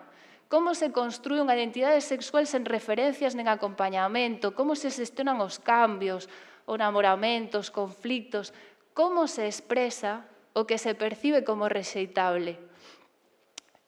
O que vos decía, pouca violencia. Xeramos alarma co porno, e isto comprobeino nestes días, non existe un protocolo en Galicia de atención ao abuso sexual infantil nos centros escolares.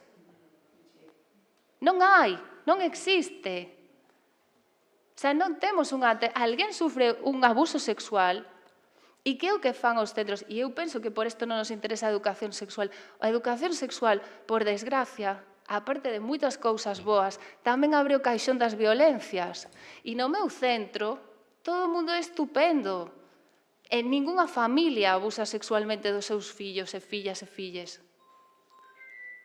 Se non se fala diso, non existe, todo o mundo é estupendo. Se se fala diso e sai un abuso sexual intrafamiliar, que son os máis frecuentes, e hai moitísimos, porque vexo moitísimos, e as estadísticas tamén falan, hai que facer algo, e non sabemos nin por onde empezar.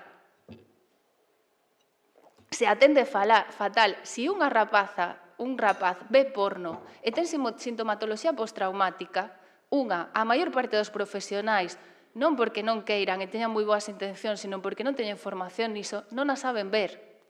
E pensan que a persoa está despistada, que é vaga, que porrón de cousas.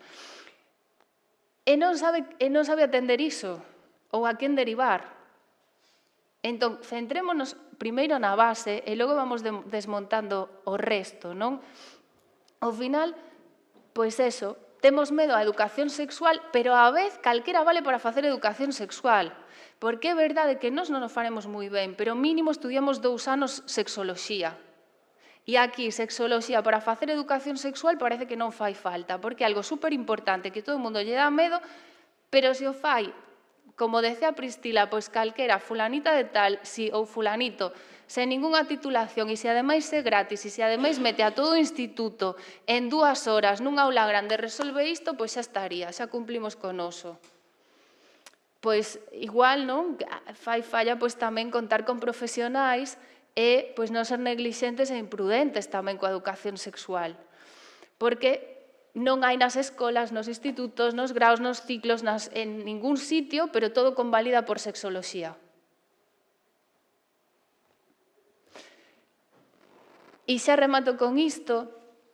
Por que digo que temos unha educación sexual neglixente? E é moi importante isto, porque, claro, non estamos exercendo unha violencia que entendamos como directa, non? Como de, non estamos agredindo directamente a rapazada, pero sí hai un tipo de trauma relacional que traballamos en consulta que ten que ver co que non se fai, e iso, o trauma é unha ferida, e iso manca as relacións. Imagínate que ti te caes, te fas unha ferida, e ninguén atende iso.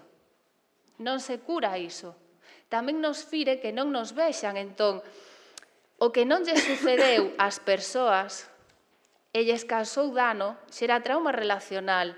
Entón, o que non lles está sucedendo ás persoas é que teñen un bo acompañamento.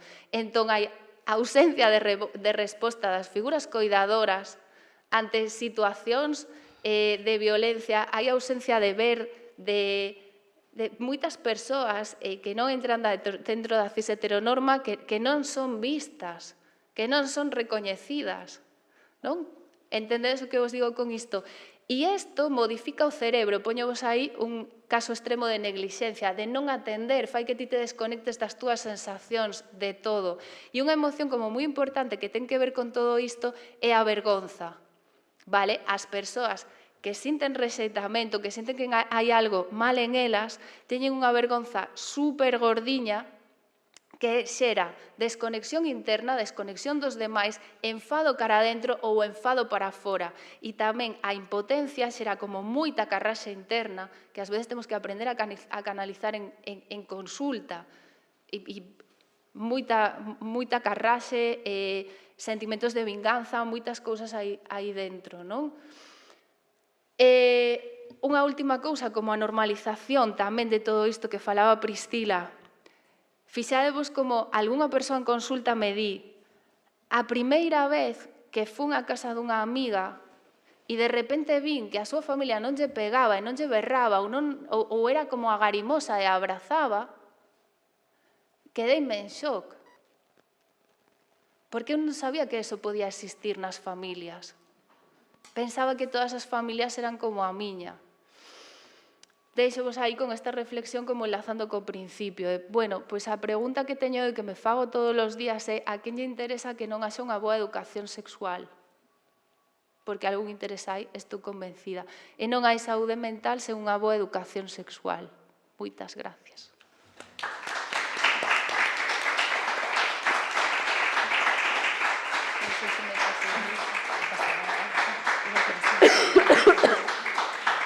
Moitísimas grazas, Martina, foi interesantísimo. Disculpa o lío que armei coa tua presentación, pero bueno, que é unha excelente divulgadora, creo que acabamos de ver todos, non? E todas.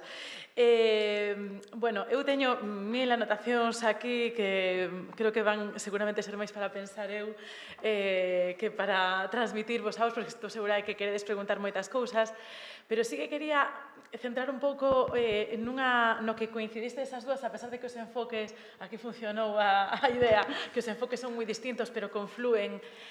As dúas definistes a educación sexual nos centros educativos como neglixente. Pareceme, cando menos, curioso que dúas persoas que preparastes charlas desde ópticas moi diferentes teñade a mesma percepción.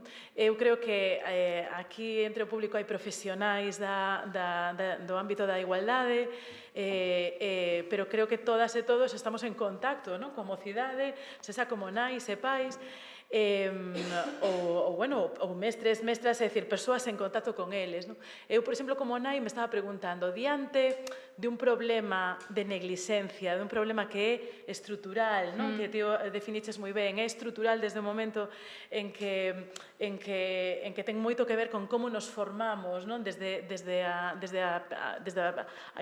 primeira infancia, non? Ata que somos adultas. Que non se vai resolver pronto, evidentemente, non? Que podemos facer nós, non? É dicir, que podemos facer nós, cada unha de nós, como nai, como amiga, como persoa que está próxima, para de algún xeito suplir pois algo que é tan estrutural e que ao final afecta tanto no día a día concreto, non? Igual é unha pregunta un pouco agobiante, pero creo que está nas cabezas de todas, non? Porque efectivamente, cando coñecemos unha realidade así, creo que o noso impulso, non sei se por activistas, pero o noso impulso é actuar, non? Querer resolver na medida en que poidamos, non? Entón, a miña primeira pregunta, e logo xa creo que sería un bon momento para abrir ao público, ten que ver con iso, non? Vale, este é o problema, pero que se pode facer desde a acción individual, se é posible facer algo?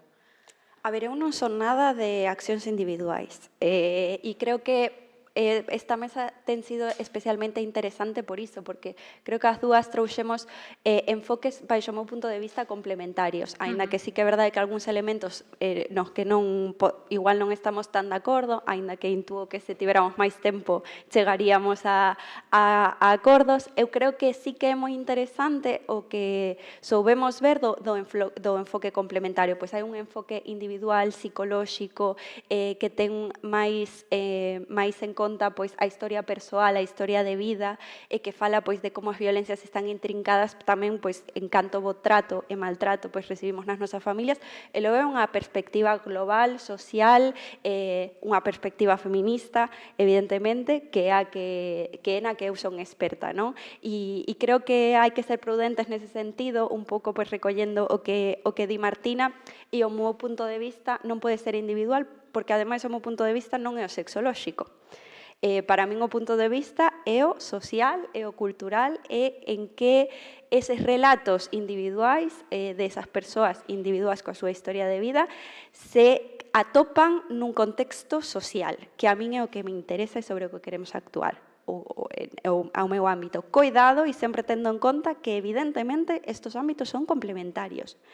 Entón, hai que traballar as dúas cousas e creo que isto é algo no que quero insistir, porque ás veces parece como que temos que escoller, non? Entón, que traballamos? Traballamos o amor romántico, traballamos a educación afectivo-sexual, traballamos a violencia sexual, traballamos o bo trato e a educación emocional, non, pois hai que traballar todo. É que hai que traballalo todo, e todo a vez. E non vale con traballalo solamente nas escolas e nos institutos, hai que traballalo tamén a través dos medios de comunicación, e hai que traballalo tamén nas universidades, e hai que traballalo tamén a través do activismo, e hai que traballalo en todas partes, en todos os sitios. Por iso somos tan necesarias en todos os lados. E temos que traballalo con perspectiva crítica, e temos que traballalo complementándonos. Entón, respostas individuais? Non teño, porque non creo que sexa por aí a solución. Creo que sí que hai unha parte de traballo individual, evidentemente, que cada quen ten que facer, pero creo que temos que aliarnos e que temos que unirnos. Temos que exixir, por exemplo, pois nas aulas que haxa esa educación afectivo-sexual, temos que facelo, ademais, cunha perspectiva crítica. Eu, ademais dunha educación afectivo-sexual, pido que esa educación teña perspectiva feminista. Para min isto é absolutamente necesario para que a violencia cese, porque a realidade é que a violencia sexual é unha realidade para todo o mundo, pero que as que estamos sufrindo en primeira persoa somos as mulleres. Entón, é unha violencia contra as mulleres específica, onde eu creo que se está perpetuando o patriarcado máis que ninguna outra violencia. Xa o dirá o tempo, non o digo solamente eu. Estou citando pois, a Rita Laura Segato, estou citando a intelectuais da casa, como poden ser pois, Rosa Cobo. Moitas están sinalando a problemática. Entón, eu creo que que podemos facer? Pois formarnos, reflexionar, entender que isto efectivamente é un tema complexo, multifactorial, que non depende, evidentemente, e sí que quero deixar isto claro, eu non quero dicir que a violencia sexual sexa unha consecuencia directa da pornografía, isto non é así sen dúbida, e máis, é que a pornografía é un continuum, quero dicir, pois a razón pola que un rapaz ou unha rapaza non flipa cando ve que está vendido como prazer sexual unha muller afogándose ou vomitándose ou chorando é porque antes normalizou a través da publicidade, a través dos medios de comunicación, a través da música, a través dos videoclips, a través dos nosos propios relatos, esa violencia como para que iso non lle espante e lle excite sexualmente. É que o patriarcado xa xerou un discursos cos que chegan a pornografía. Efectivamente, coincido con Martina nese sentido, a pornografía non é o problema, é parte do problema, é parte dese iceberg. O que pasa é que está tendo unhas consecuencias que, como ben comentaba, pois, por exemplo, no desenvolvemento do cerebro que estamos vendo agora, e que é verdade que estes niveles, se estamos falando de novos relatos, pois, por exemplo, a pornografía é un fenómeno que tal e como se está dando con idades tan temperás, con esa violencia extrema en incremento, si é verdade que é un fenómeno máis ou menos contemporáneo. Isto non quere dicir que non se houbera violencia antes, ou que non houbera violencia sexual, ou que non houbera violencia patriarcal. Creo que temos que reflexionar, creo que temos que pois, avanzar tamén en evidencia e creo que iso é un gran traballazo individual ou colectivo, eu prefiro sempre en colectivo, pero creo que isto que estamos facendo hoxe é parte da solución, pois falar dende distintas disciplinas, desde distintas ópticas e ir como retroalimentándonos.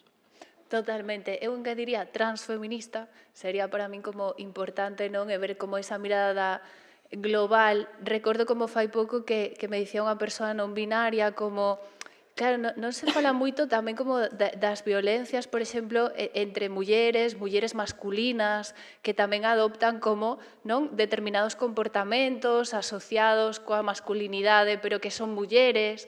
Entón, creo que tamén é importante como abrir o espectro de que a masculinidade é algo como máis amplo tamén, non? Ou a feminidade, e que é algo que tamén está mudando moito, e creo que temos que abrir unha perspectiva ampla. Eu sí que totalmente de acordo que hai cousas que estruturais que non vamos cambiar dende o pequeniño, pero eu tamén creo no poder do pequeniño, das pouquiñas cousas que podemos facer. Creo que hoxe aquí, tomando conciencia, removendo un pouco isto, e polo menos é a miña intención tamén cando traballo con profesionais ou con familias, é como removernos un pouquiño, facernos pensar dun xeito que ten que ser amable. Claro, non facemos as cousas por mal, facemos o que sabemos facer coas mellores intencións. A cuestión é darse conta, entón, sempre se me ven a imaxe de poña vostede primeiro a mascarilla, a máscara, non? Antes da criatura. Entón, hai algo que temos que traballar e reflexionar as persoas adultas para romper os nosos patróns e non seguir reproducindo iso.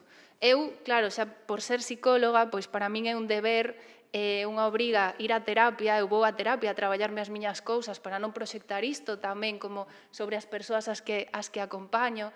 Non digo que todo o mundo teña que ir á terapia para educar as súas criaturas, pero sí creo que é importante pararse a pensar sobre o que aprendimos e intentar ir mudando iso.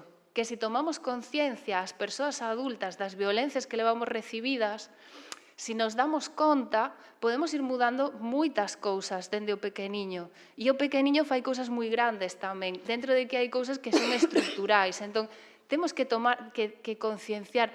Eu cando escoito afectivo sexual, Pepe sabe o ben, que tamén se algunha vez coincidimos, a min é algo que me chirría un montón, porque sempre penso, porque que ademais isto ademais ven un pouco polo que sei do franquismo, o tema de poñer de afectivo, entón é como, me cruxe, porque digo, que entendemos o sexo se lle temos que poñer afectivo. E como que teño a sensación de que como que sexual o asociamos a prácticas eróticas, entón temos que poñer afectivo para falar de relacións. E que o sexo é o primeiro que aparece das primeiras cousas coas que se nos identifica e que aparece no noso DNI. Entón, temos que concienciar a xente de que a educación sexual non é ensinarlles prácticas sexuais ás criaturas, que tamén hai que dar alternativas de moitas cousas, e igual, pois, as persoas adolescentes temos que falarlles de máis cousas. Pero a educación sexual é aprender a sentir o teu corpo, a entendelo, a levarte ben con el, e que parte da base, non? Da construir a túa identidade sexual. Está relacionado con moitas cousas que é obvio que son afectivas. Entón, creo que a xente lle ten como moito medo tamén a educación sexual porque non a entende, porque ten na cabeza o que aprendeu sobre o que é a educación sexual. Entón, eu creo que unha parte moi importante é concienciar. Eso é moi importante. E cada quen pararnos a pensar, removernos un pouco, que pasa? Pois que isto nos vai a enfrentarnos coa dor. Pero algo que me ven así agora é a reparación. Isto pregunto ás veces. Paradevos aquí, o sea, imaginadevos, vale? Que seguro que non todo o mundo aquí seremos unicornios. Entón, imaginadevos que as vosas familias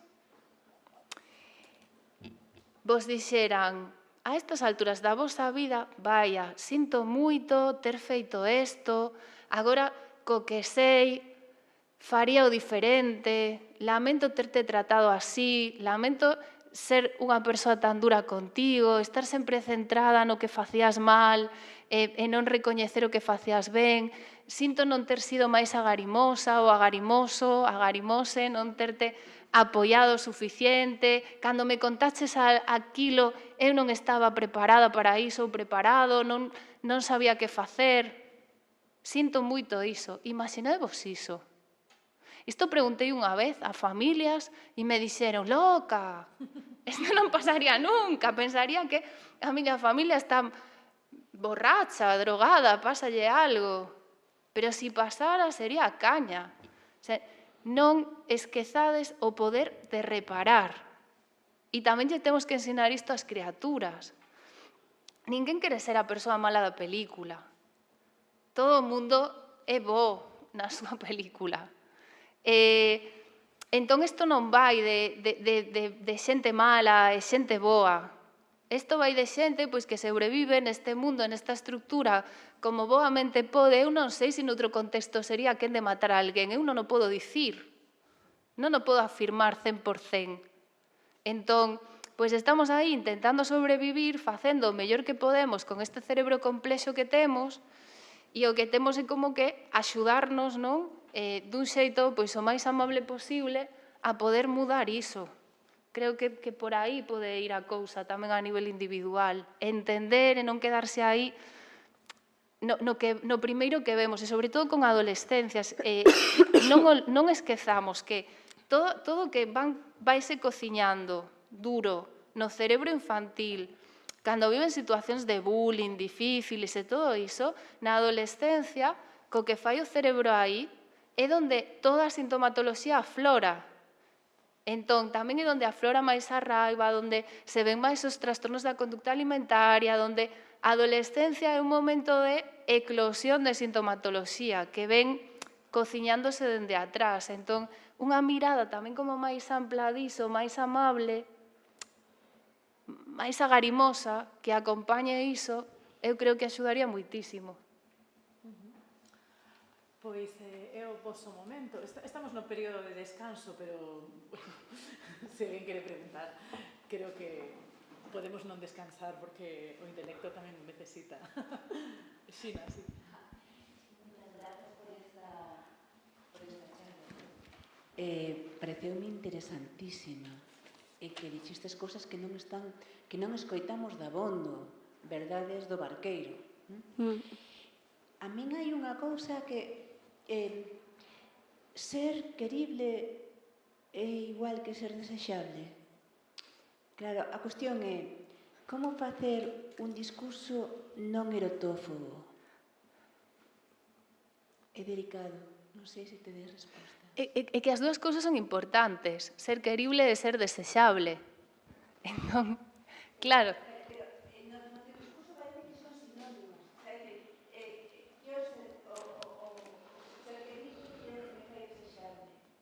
Tamén. Ese modelo de sexualidade, de atracción, de desexo, como cambiarlo? Porque todos os discursos que temos ficcionais sobre o desexo, os que nos construen, son violentos.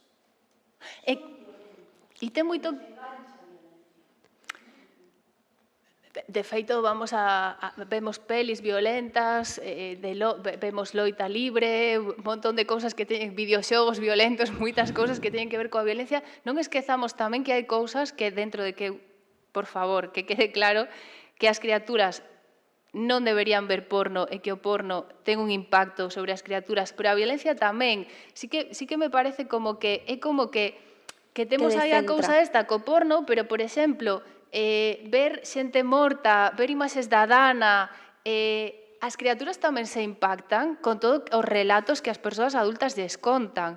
Entón, quizáis foi falla como un coidado audiovisual tamén as criaturas e todo isto, non? Pero non me vou polas ramas. Co tema do desexo. É que, claro, cando ti eres peque, ten que ver tamén, primeiro, o sea, non tes un desenvolvemento sexual, entón, estás sexual erótico como adolescente, non? Ainda que hai xente que non experimente atracción. Entón, o primeiro é o que ti aprendes que axuda a que os teus vínculos coas persoas adultas estén ben, que as persoas adultas estén contentas, que estén orgullosas de ti, que se sintan ben contigo, que atendan as túas necesidades. Isto é como o primeiro. E relacionado máis coa erótica e co desexo é algo que se vai aprendendo despois, pero que tamén, por exemplo, é como que eu podo asociar que ser unha boa nena é ser unha nena sumisa, unha nena obediente, unha nena que fai todo o que se espera dela. Entón, pois igual, cando eu este cun home, eu tamén, a nivel erótico, pois tamén sinto que me fai máis desexable atender as demandas desa persoa. É dicir, non é tan doado como separalo todo e cambiar pois tamén como as mensaxes que recibimos e o que falamos, a educación sexual. É que realmente estamos transmitindo a xente que ser desexable é ter un corpo X, é ter unhas características X comportamentos. E tamén cousas que asociamos aí. Ás veces é como que tamén asociamos como malo ou a masculinidade a xente que é como moi atlética, que ten un corpo tal, que é unha persoa fitness e que ten como un certo xeito de vestir, e asociamos eso como desexable e ademais lle poñemos como unha serie de características e teño a sensación de que agora estamos facendo desexables e entroncando co que decía Carme, que o meu cerebro fai moitos enlaces, a unhas masculinidades, por exemplo, como que estamos intentando que sexa desexable, pois o mellor como outra estética, un home como con características máis femininas ou que se comporte de determinado xeito e quizáis a cuestión aí, por exemplo, non é o desexable, porque hai homes que están aproveitando iso para exercer conductas moi violentas e que escriben sobre feminismo e que son os primeiros que están nas manifestacións e que escriben libros de sexoloxía e bo trato, en fin, moitas cousas. Entón, é moi complexo isto do desexable. Creo que non respondín a túa pregunta, pero é moi importante ser desexable tamén. Eu non solamente non vou responder a Xina, sino que ademais vou engadir máis preguntas. E ser querible e ser desexable é o mesmo para mulleres e homes, porque non podemos perder a perspectiva de que, independentemente de que isto se trate de sociedades onde hai violencia, onde hai desigualdade, onde todas as persoas non estaría mal que visitáramos a terapia, polo menos para chequear rollo ITV, a ver se todo va ben, pero o contexto é patriarcal. O contexto é patriarcal. A violencia sexual, nós somos evidente, eles tamén se poden considerar víctimas, eles tamén, sí, bueno, pero as rapazas que atendo eu de abuso, de acoso, son elas. As que temos normalizados os relatos de violencia somos nós. As que temos medo de ir pola rúa pola noite somos nós. As que temos que ter cuidado de non tomar unha copa de máis porque o noso mellor amigo nos mete mano, somos nós. Entón, cuidado con non perder de vista o contexto patriarcal no que vivimos. Que esa complementariedade da que falei tanto, que é tan importante, que non podemos perder de vista, pois traballar individualmente, traballar os afectos, non nos faga perder o foco de como está construída a sociedade e de que mulleres e homes non somos construídos do mesmo xeito. Incluso, aínda que logo, máis adiante, teníamos outra identidade sexual ou queramos ou outra orientación sexual que non sea a heterosexualidade. A heterosexualidade nos atravesa. Ser homes e mulleres nos atravesa independentemente de que logo pois, a nosa identidade sexa outra, por exemplo. Pero como fuche socializada e como fuche socializado? Esa lei do agrado que ponía exemplo Martina cando falaba da nena, no? E que aprende a ser pasiva, a querer, a non sei, a agradar, a construir a súa identidade en torno a iso. Bueno, é que iso é a realidade dunha socialización femenina. Como se escapa diso sería a pregunta. O sea, é que o raro, eso non é o caso específico, eso é a normalidade. A normalidade no sentido do frecuente, cuidado, non do normal do que está ben, senón da frecuencia. Vérseme un exemplo á cabeza con isto do desexo, que escoitei a unha médica lesbiana, que non se me ven agora o nome, e ela explicaba moi ben, non, como isto que temos do desexo, non? Ela dicía, claro, eu aprendín, fun criada como nunha sociedade na que ser desexable para os homes a min me facía sentir ben, non? Entón, que decía que era unha muller como super erótica, que lle molaba un montón ter sexo, entón que ela se aprendeu todo para gustarlle os homes, para facer as prácticas que máis lle gustaban e todo isto, entón que ela tiña prazer nas relacións sexuais e cando foi como descubrindo a súa orientación sexual, deuse conta de que realmente ela era lesbiana, non lle atraían os homes, e que toda esta construcción que tiña aprendida do desexo lle facía desfrutar do sexo por sentirse desexada, non porque lle atraesen os homes.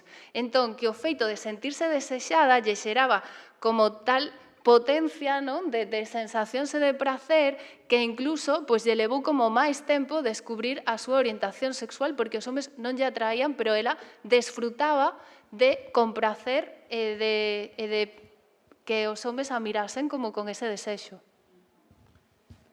Sí, creo que estamos fora de tempo. Parece moi interesantísimo esta última reflexión que facías, non? Esa dificultade que poña Xina entre de ser desexable, ser querible, onde poñemos o límite. Pero eu por introducir un pouco de polémica con Priscila agora.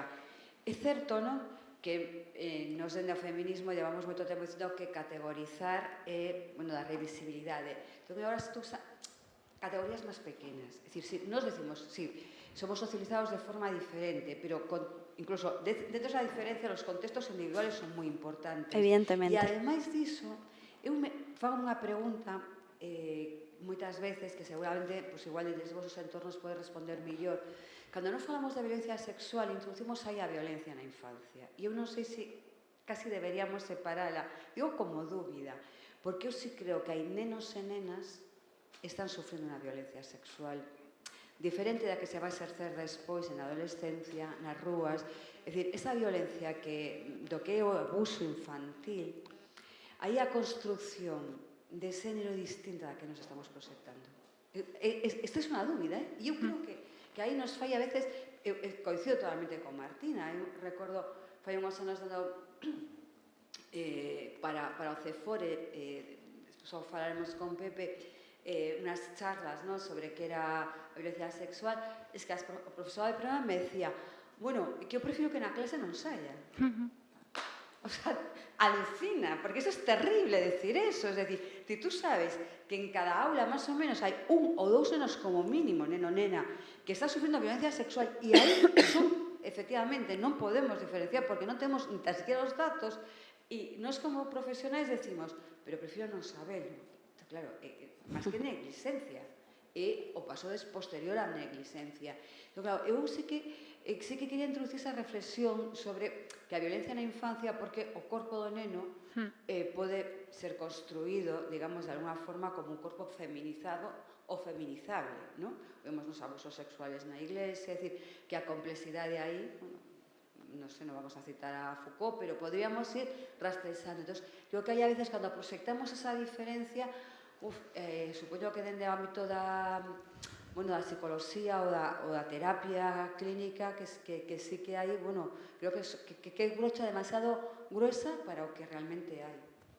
Sí, e a que non se ve, que en serio, é verdade que a miña, como digamos, como a miña mostra, podo decir, é sesgada, non? Ao final o que vexo é unha miña consulta, pero hai datos sobre a violencia sexual e a maior parte da xente que a mí me revela violencia sexual na infancia non lle contou a ninguén, non hai denuncias ao respecto e é moitísima xente. Entón, claro que eso é algo que nos atravesa aí e que inflúe tamén no desenvolvemento e que condiciona como moitas veces, en cada caso de xito diferente, e creo que fai falla unha abordaxe moi importante. E hai moitos estereotipos, Eu fai pouco tamén como nunha charla para profesionais que se dedican como a medicina legal e isto, me facían unha pregunta como, vale, e pode ser que a violencia sexual na infancia faga que moitos nenos sexan gays? E eu me quedé aí como un pouco, que mezcladillo temos, non? É como, porque ademais lle devolvín a pregunta, dixen, e pode ser que a violencia sexual na infancia faga que moitos nenos se volvan heterosexuais? Non nos facemos esa pregunta, non? É como partimos de uns conceptos e dunha educación sexual moi complexa e non hai unha boa atención para nada a todo iso, non hai seguridade e claro, temos que ter en conta que o abuso sexual infantil fundamentalmente é intrafamiliar.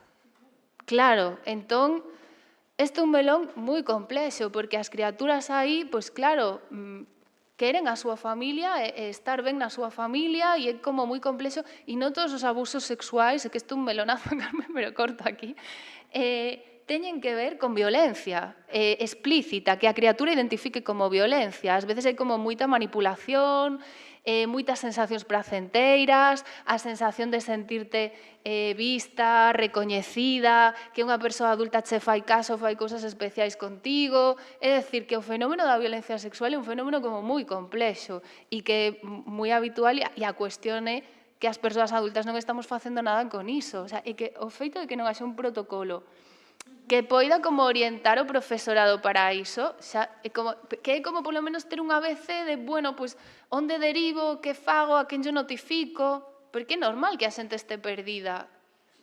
Claro, é como explotame a cabeza, pero literal, é como pode ser, como podemos estar con estes debates tan profundos e non atender como o básico, é que é como super básico. E logo está a aplicación dos protocolos, porque a veces tamén se fala dos protocolos como se foran a solución, pero os protocolos os aplican persoas. Entón, sempre que pasa algo é, onde está o protocolo? E claro, o protocolo non é un ser que aparece e te soluciona a movida. É un folio habitualmente que tes que encher con datos e que non sabes ben a quen yo envías a alguén e alguén é a primeira vez que recibe o papel ese e di, ai, Dios, que di o protocolo. E así, en bucle, pasan, e afortunadamente xa se acaba o curso e é como, bueno, xa está. Este neno xa pasa de curso, cambia de insti, cambia de cole e xa é o problema de outra persoa. En todo caso, efectivamente, eu creo que os abusos sexuais infantis é un fenómeno complexo que, ademais, ten que estar tratado por expertas na materia. De feito, aquí en Compostela participamos o ano pasado de Xuntos polos Abusos, que se reúnen anualmente pois con moitas persoas tamén do ámbito da psicoloxía. Pero o que sí que temos que ter claro é que non hai ningún tipo de violencia que sexa exenta ao patriarcado ou que non estea embrincada no machismo. Entón, todas esas ferramentas que dende fai séculos na análise da sociedade vimos aportando dende o feminismo, temos que telas en conta. E o problema é que moitas veces eses protocolos ou eses achegamentos ou abuso sexual infantil, pero a violencia sexual en xeral, a neurociencia do que queirades falar, faise sen o achegamento da perspectiva feminista. Nós seguimos dicindo que as mulleres somos a metade da poboación e que temos que estudar os fenómenos tendo en conta a perspectiva feminista e sistemáticamente se abordan os temas sen ternos en conta. Iso sí, o 25N e o 8 de marzo sí que nos convidan a falar destes temas unha vez ao ano e logo xa nos siguen ignorando os outros 362 días do ano. Bueno, pois non. Isto non pode ser. Non se pode xerar, non hai ningunha disciplina que se poida facer sen a perspectiva feminista. Non se pode facer. E isto hai que entendelo e hai que repetilo ata que o entendan. Non existe boa comunicación se esa comunicación non é feminista. Alternativa a comunicación feminista, comunicación patriarcal e androcéntrica. Non existe unha boa sexoloxía que non sexa con perspectiva feminista.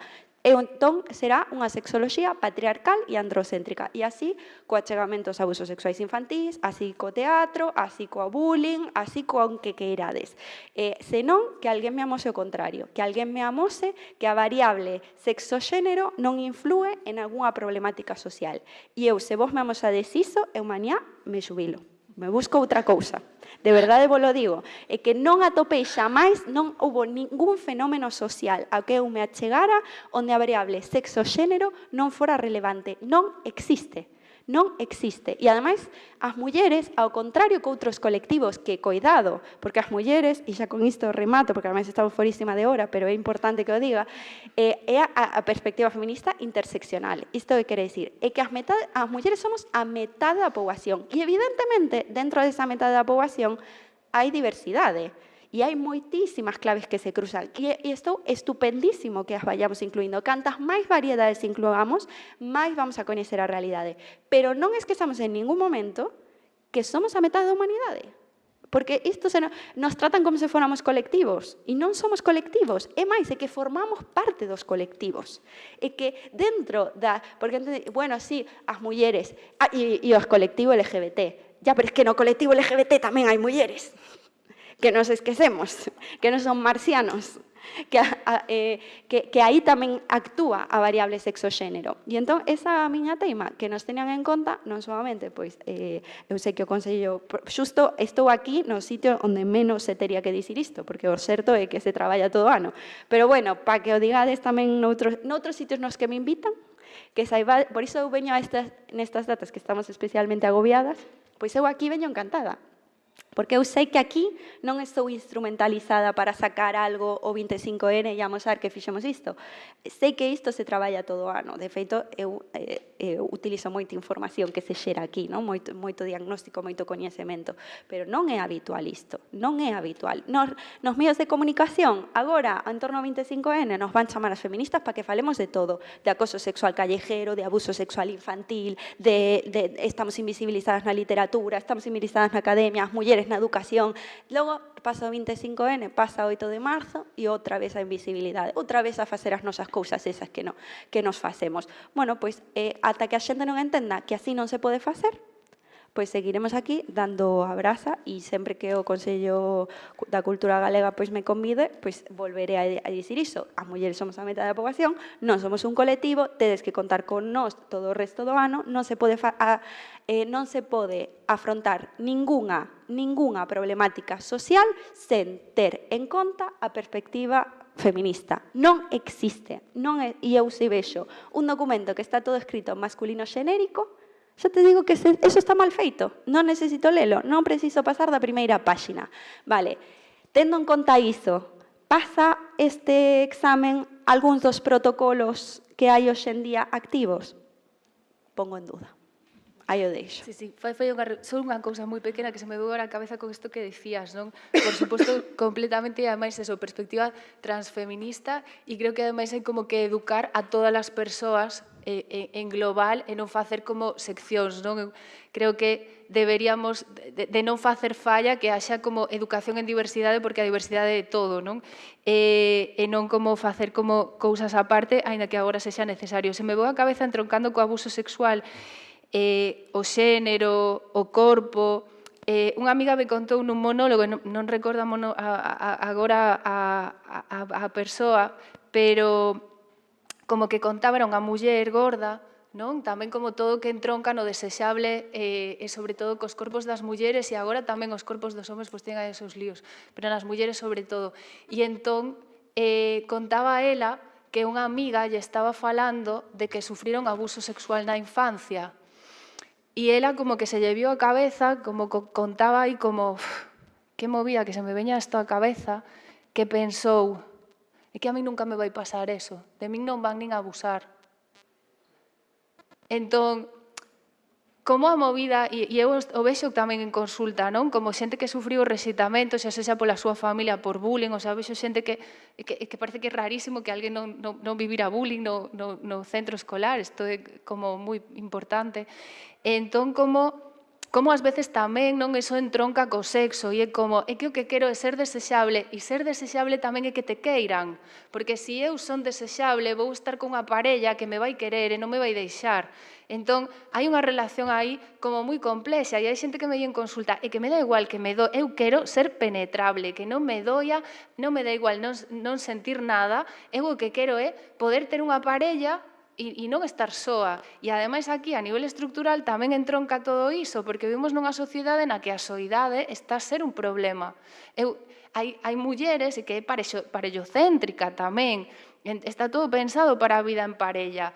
Hai moitas mulleres en consulta que, pois pola maternidade, por todos os seus líos, se separan da súa parella, se ven nunha situación de soidade moi heavy. Isto tamén é como unha circunstancia, hai unha dificultade para facer amigas, para tecer redes, non? Como tamén o individualismo, todo isto. Hai moitas cousas que entroncan aí e que sosteñen as violencias que tamén, como decía Priscila, teñen que ver co social e co estructural. Entón, hai unha cousa que ten que ver coa soidade e non debemos olvidar que na nosa cultura temos equiparado a parella á familia. Entón, como que aprendimos que o resto de vínculos son menos importantes e todo que nos salta coa familia nos vai saltar coas parellas tamén. Entón, aí hai moitas cousas e moitas cousas que non resolvemos las familias, queremos resolvelas coas parellas e non queremos que nos abandone a parella igual que non queremos que nos abandone a nosa familia. Entón, como aí do desexo tamén é como moi complexo. É que todo iso que dixo coa estructura machista, porque ai, nada, xa remato, falamos no café, pero eso, todo iso, esa dificultade, bueno, cando remate Pepe, que é interesante, vai dicir todo o que quero dicir. No. Queres que descansemos un pouco? Tú queres descansar un pouco? Son as 12 en punto. Xa, nada, no. Bueno, por un día ocupamos o teu espazo. Segundo... Sí, si queredes esperamos ás 12:15, Pepe, se non che parece mal. E así facemos un pequeno descanso. Veña, grazas, Irma. Que paciencia.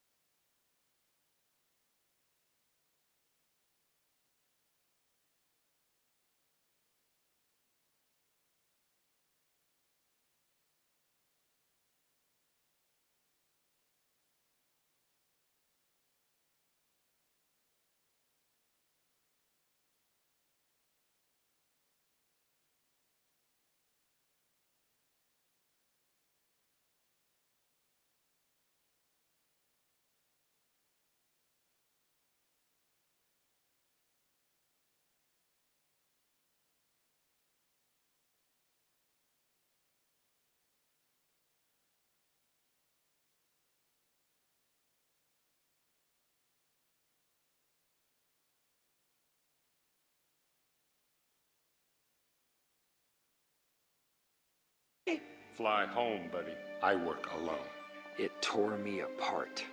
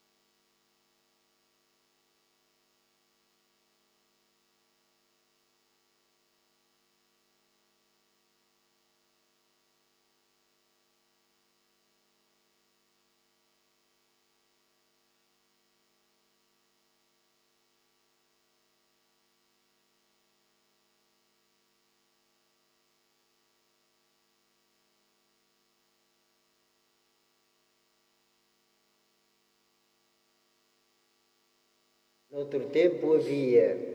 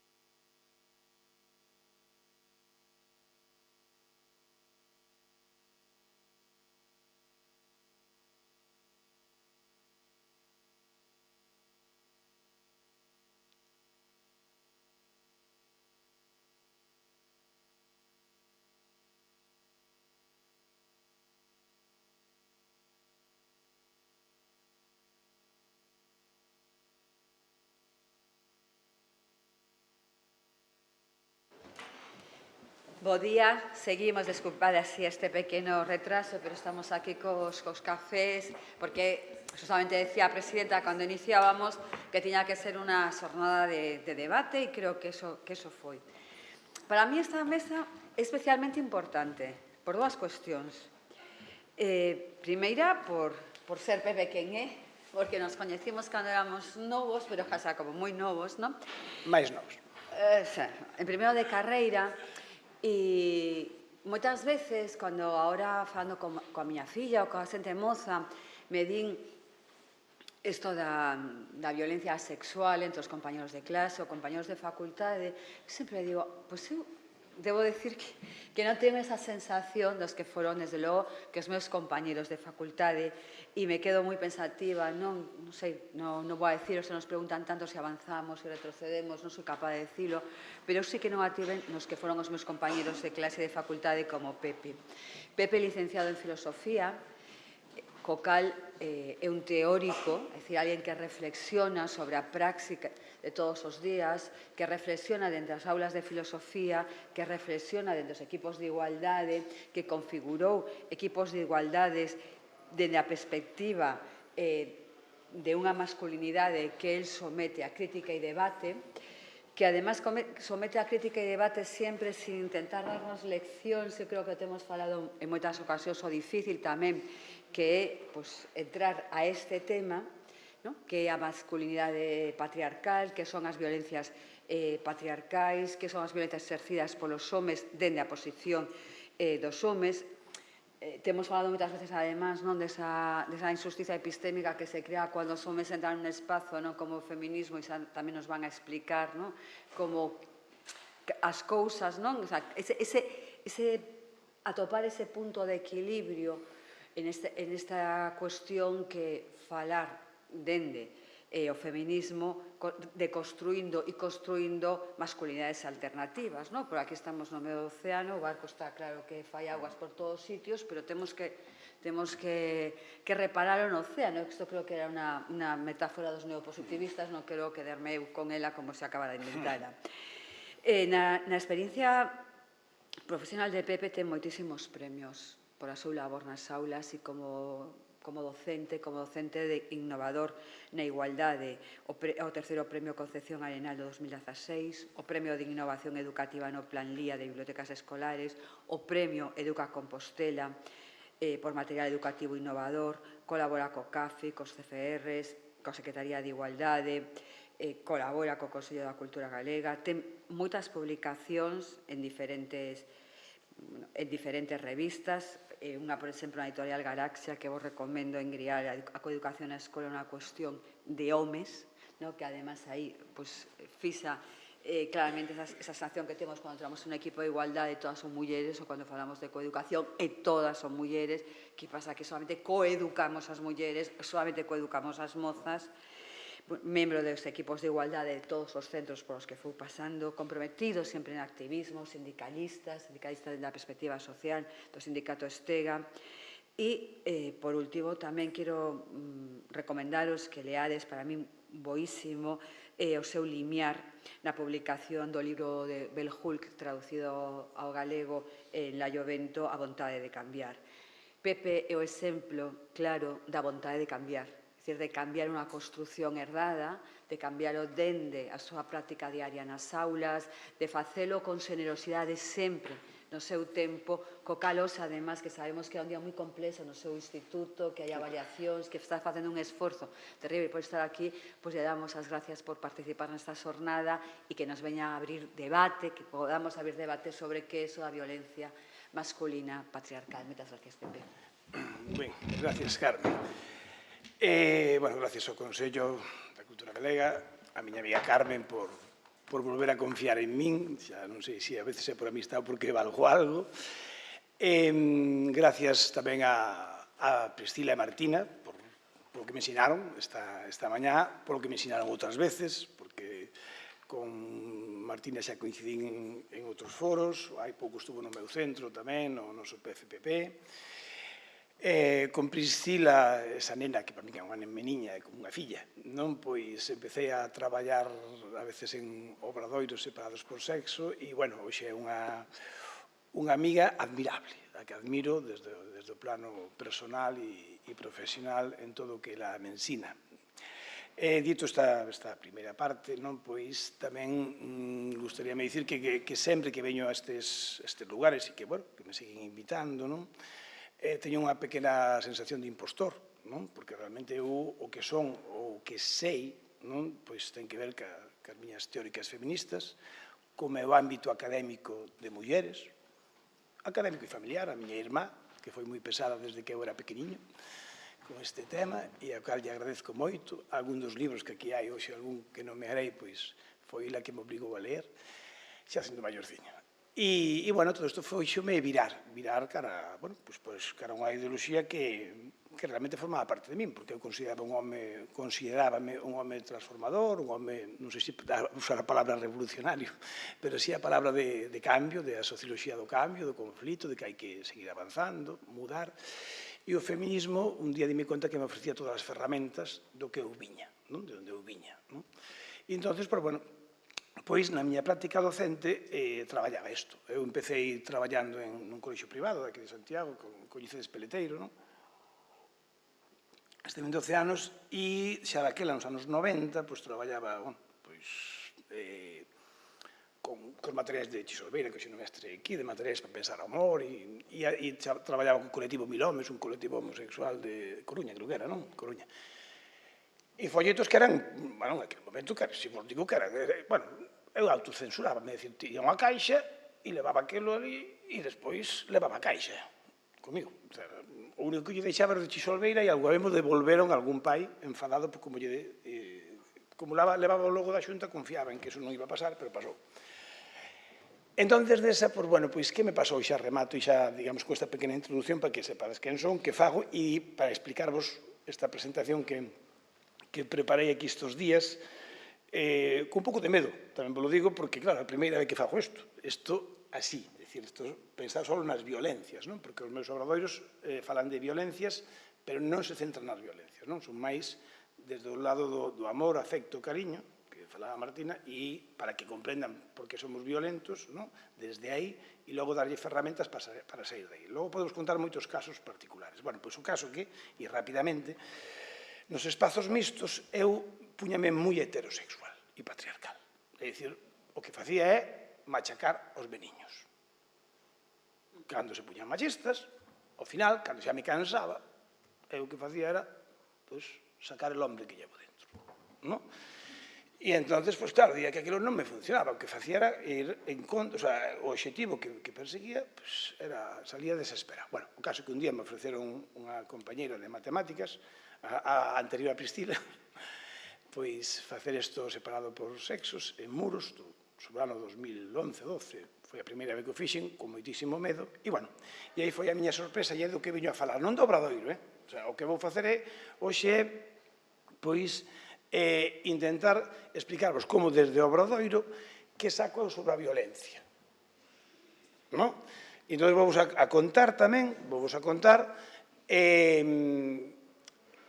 que aspectos concretos, desde onte falaba con Priscila, tivemos onte e como sale esa violencia nos nenos. Entón, isto foi o que fixen, espero que vos guste a todos, e a Carmen, e iso. O primeiro que os nenos teñen que aprender, o meu primer cabalo de batalla, é ir contra o bioloxicismo, contra a neurociencia. Eu son así, é dicir, sinto-yo, se aquí hai algún, pero creo que nos fai bastante dano. Non digo que non haxa que te la en conta, pero fainos bastante dano. Entón, é habitual atoparse na cadena SER hai un ano con un libro, unha entrevista, e aparte, danlle moito espazo a estas cousas, a testosterona. E entón, como parece que eu xa estou condicionado a ser o que son. E claro, é o contrario do que eu son.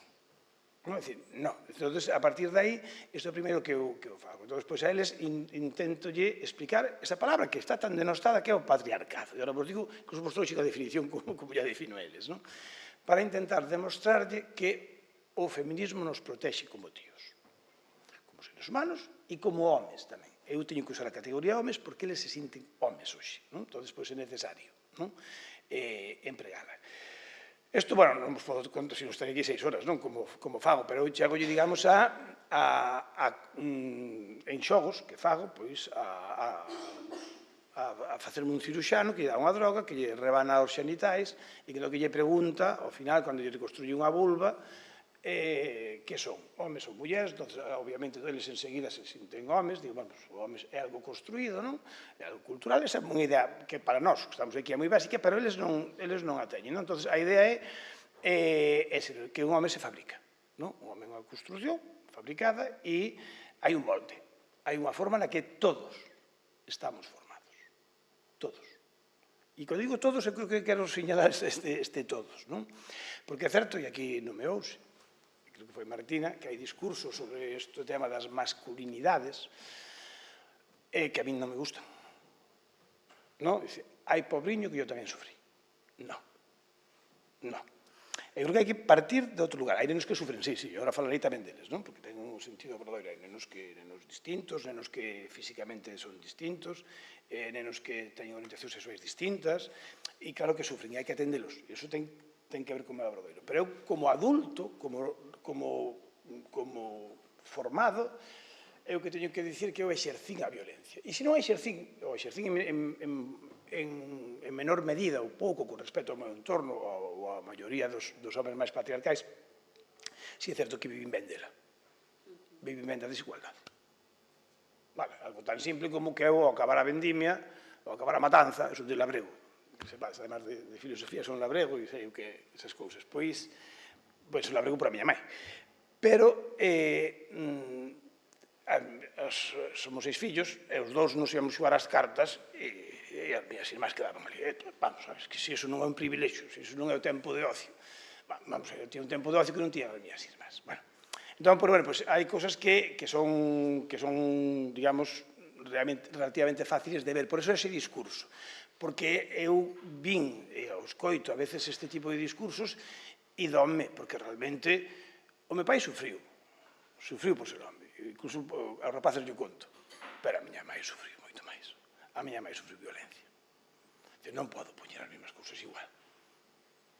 A miña cuñada sufriu o meu irmão.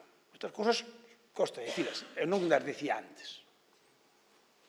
Eu tampouco as decía, igual que non se falaba do sexo. Tampouco falaba do sexo. Bueno, eu sempre falei un poquinho. Pero, bueno, digo que en xeral son cousas que me costaba moito decir, non? Ou como eduquei o meu pai a que me dixera quérote, a necesidade que eu tiña que me dixeran quérote, non? Tuve que esperar os 70 anos. Pero, bueno, pagou a pena. Pero estas cousas, os nenos, cando llas digo, non vos quero dicir as caras que poñen. Porque sigue pasando o mesmo. Sigue pasando o mesmo. E aí é onde está un dos grandes problemas que a ver se me dá tempo de chegar a él, non? Entón, por eso digo que eu, cando puxen isto, que quede claro, a eles tamén lle digo, vamos falar das violencias. E cando lle digo frases como o patriarcado mata máis homes que mulleres, digo, cuidado, que non son de Vox. A violencia xa non existe. E a que exercemos nós contra as mulleres. E esas son as que aparecen, non? Ahora, hai máis violencias, non? E o patriarcado non só é a violencia de xénero, é un tipo de violencia, pero hai máis. Entón, quero falar tamén desas, de como nos afecta a nos ese patriarcado. Entón, isto que seguramente coñecedes todos, así rapidamente, para xa pasar ao que eu quero, non? Nós estamos construídos en negativo e isto nunca o vira. Eu nunca vira aquelas frases non as vías, que hasta se leía Aristóteles, se leía Kant, hasta me reía cando dicía el sexo bello, cando tiña 20 anos, cando tú me diciches. Hasta os chistes machistas me parecían simpáticos. Non digo que tanto, pero seguramente me reín de alguna cousa. Claro, entonces non veía o que había de fondo, non? Entón, obviamente, hasta que, bueno, empecé a ler, a ver que realmente estou construído para non ser. Sobre todo para non ser. É o máis importante, non ser tía, non ser gay, non? E, obviamente, tamén non ser neno, así que tamén nos molesta moito. Pero, bueno, pero sobre todo nas dúas primeiras, que vos vou a contar eu do que pasou na Coruña se está xulgando neste momento, non? É dicir, e de algo ben aí. Onte, o que pasou na Coruña vivino onte nun centro educativo. No centro educativo, mentre facía o obradoiro, os nenos empezáronse a reír e a dicir que eu non tería un amigo gay, nenos ahora con 15 e 16 anos. E todas estas cosas hai que abordarlas. Logo vos digo como abordo, porque aí cago. Cando lle digo que eu vi con homes, o que me fan masaxe. Claro, que mis amigos gays, ou digo frases como deixo a miña filla antes como o meu fillo con meus amigos gays que co teu pai heteropatriarcal. Isto digo yo así. É dicir, e confío máis neles casi que no meu pai, que en paz descanse. A ver se me explico. Entón, por qué? Porque son home. Simple. Simple. É dicir, e eu teño iso na cabeza. A onde quero ir? Que claro, que de todo cal é a categoría en positivo. Estamos construídos en negativo, isto sí que é o que fixen para aquí. Bueno, eu creo que a categoría en positivo que emana do patriarcado e da masculinidade é a forza. A forza que se ve en todos os lugares. No guerreiro, bueno, non que vos vou dicir agora do que estamos sufrindo en Europa, non? É dicir, son categorías de forza. Hai que ter máis forza para Europa, o que está facendo Netanyahu, etc. A forza que está no plano diario, non? Que eu vexo no meu pai, que eu vía no meu pai. O meu pai nunca me pegou, que me pegaba era a miña nai que a zapatilla. Pero, carajo, a violencia era del. O meu pai tinha un medo atroz. E era un bo pai. Sempre digo que era, na media, estaban os que pegaban co cinto, os que pegaban que villa e o meu. Sí, porque non había moito máis naquele momento. E a violencia era algo tan estrutural, non? Que falaremos un pouco deso. Entón, a forza como valor.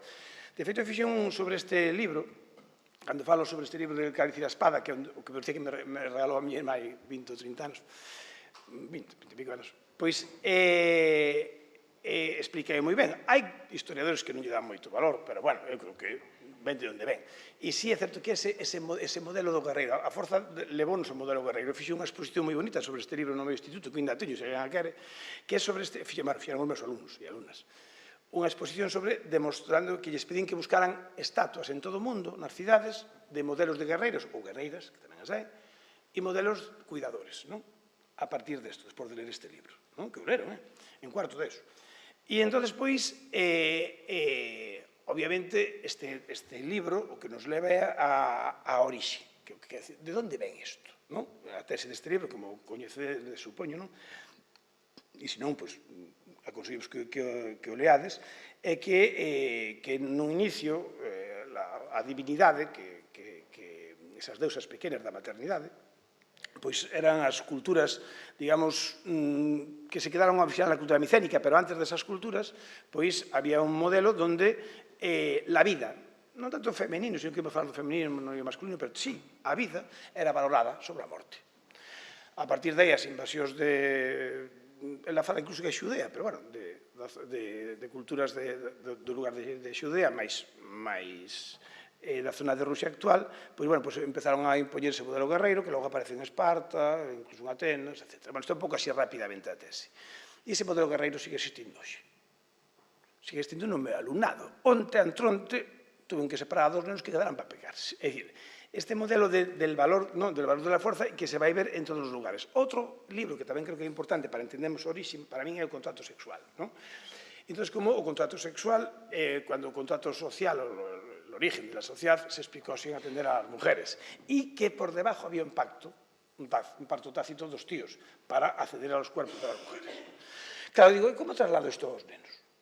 Un día pregunto, como traslado eu aos nenos, sobre todo aos homes, isto, claro que tamén as mulleres, pero as mulleres, por sorte, teñen moito máis coñecimento xa, e teñen moito máis fontes, nos acabamos de chegar. Entón, é necesario que os meus alumnos vexa como chega isto, como, de alguna forma, neste libro, pois, hai unha idealización da violencia, de masculino e violencia, hoxe está romantizado, ahora vos lo digo aquí, obviamente, no libro tamén, igual que na miña tese, non hai ningún determinismo, é certo que ese modelo solidario, tal vez hoxe, houve na historia, e eu son optimista, eu creo que é posible que volva, pero non estamos nese momento, e para que volva é necesario quitar ese home que temos dentro, non? E aí é onde comeza o pacto tácito entre varós. Poñemos algún exemplo, porque non me vai dar tempo, pero poñolle exemplos como o seguinte, para que vexades ao nivel pedagóxico onde teño que levar. A ver, imaginadevos, teño así, estos 4 ou 5, vamos a tomar algo e vai a miña moza comigo. Non? Digo a miña, porque eles son así moi posesivos. Entón a miña moza vai a tomar algo a barra e nos pomos a falar, probablemente de fútbol ou de algún deporte dese tipo, de que Nadal se foi, non? E entón entra outro, poño outro, e ponse a falar ca miña parella, non? E pasa que ben, empezan a divertirse, a rirse, non? Que espera o grupo que faga eu? Non vos quero dicir que ali sale. que o machaques, que a mates, pero non é unha cousa, pero además automático, non? Entón, que me ensinou a min? Isto. Que me ensinou a min que se hai unha muller sola teño dereito a entrarlle? Onde aprendín eu? Se está con outra persona, que sea o seu irmão, xa non. Donde eu aprendín iso? Entón, este é o nivel onde eu levo aos nenos, non? E entón, claro, que pasa? Ante estes libros, obviamente, aparece algo que é unha ideoloxía, non? Ante estas dúas situacións, perdón, aparece unha ideoloxía que a mí me sirve, non? E a partir desta ideoloxía eu aprendín que se penaliza a diferenza no masculino tamén. Obviamente no femenino, pero no masculino. E é que onde quero levar aí, non? E entón, solo se construye unha única forma de ser home, que a mí se me permitía, e a outra non se me permitía, non? É dicir, entón, a partir de aí, ese modelo que todos coñecemos, heteropatriarcal, heteronormativo, pois dá un sinfín de modelos, todos estes. Aquí podemos estar toda a tarde para analizar. Eu teño mogollón deles. Deportes de risco, así. Condutas de risco, así. Hai 2 anos. Dices, hai 2 anos, Pepe, sí. Hai 2 anos casi morro. Iba na bicicleta, un tío adiantoume en pan mal, que tontería, que non suele ser así, pero pasoume, pois cruzoume, saliume como vos dixen antes o home que levo dentro, entonces, cando parou no semáforo, puxeme diante dele, na Plaza de Galicia, iba para o instituto. E, obviamente, que pasou despois? El sube o nivel de testosterona e casi me mata da bici. E eu dixo, joder, pero que gilipolliza acabo de facer eu. Non, porque era eso. E eu isto deixo. Non vos veño aquí ahora a dicir libros, pero, bueno, home violento, home ausente, eu perdín amigos ao falarlle desto. Eu perdín un amigo cando dixen, mira, o teu problema é que a tua muller é que che trae os cartos a casa. Entón, pois, falas así. E ti, como nunca tuveches un traballo, pero eres un gran pai cuidador, era un gran pai cuidador, fixeron un bo traballo con as súas fillas, pero eso non lle chegou. Porque non é capaz de superar estes modelos. Del modelo que é, digamos, o que trae o diñeiro a casa, non? O modelo protector, o modelo proveedor, vamos a dicir así. E de todos estes modelos, a mí me gusta interesar, levo-os a eles ao último modelo, o modelo escravo. En que sentido, tengo cousa miña, somos escravos nós tamén do patriarcado? Entonces, digo, e en que sentido? Pois, bueno, pois o feminismo a min me sirve. Porque, mira, eu, por exemplo, aquí, teño unha guía que teño feita, bueno, non sei se dicirlo aquí, podo dicirlo, que está censurada da Consellería, pero non a sacou nunca. Entón, teño aquí, se quedes algún día, pois, díxeno. Esta non sei se é censurada ou outra, non sei. Teño que mirar. Bueno, e entón, despois, si, esta regalo, porque cando vou poder laboradoiros, regalo así, como nos viejos tiempos. O feminismo nos atende fagolle preguntas así para que entendan isto. O feminismo non atende aos homes. Estas frases. O feminismo é unha ideoloxía promotora da desigualdade dos homes. O feminismo que pescuda a igualdade está ben, pero máis agora é moi radical. Estas frases eu las aprendí dellos. Entón, agora puxenos aquí. Entón, xa me adianto. Para eles, non?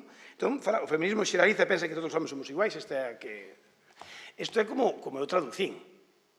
Políticamente correcto, O que din eles, estamos hartos os cojones, estamos todos os huevos, estamos a puta mierda, os feminazis... Isto é a traducción presentable, non? Entón, que lle digo aí, co home esclavo? É dicir, realmente somos un home esclavo, perdonad, que para atrás, bueno, non vai, que somos un home esclavo, que agora veredes na definición de patriarcado, que lle poño ele como o feminismo, como, perdón, o patriarcado me somete a min. Exemplos que lle poño. Con quen eres máis cabrón? Co profesor máis guai ou co profesor máis duro? Que lle pasa ao teu pai ou a tua mai con un xefe duro? Ten que someterse. Entón, claro, é certo que o feminismo me ofrece privilexios. Isto tamén lles costa. Isto costalles, pero tamén yo explico, é dicir, fácil. E o feminismo, me cuestiona os privilexios. Por iso, cuidado tamén co discurso, e aquí tamén me parece importante resaltar o que dicía antes sobre que tipo de discurso de masculinidade. Tampouco quero dicirlle, vente al feminismo porque vas a ganar mucho. Bien, non, eso pode ser unha estrategia. Non, vente al feminismo porque tamén é de xustiza. E, obviamente, cando a mí me quitan un privilexio, eu vou me enfadar. É dicir, e isto é o que está pasando. E por iso os homens están enfadados.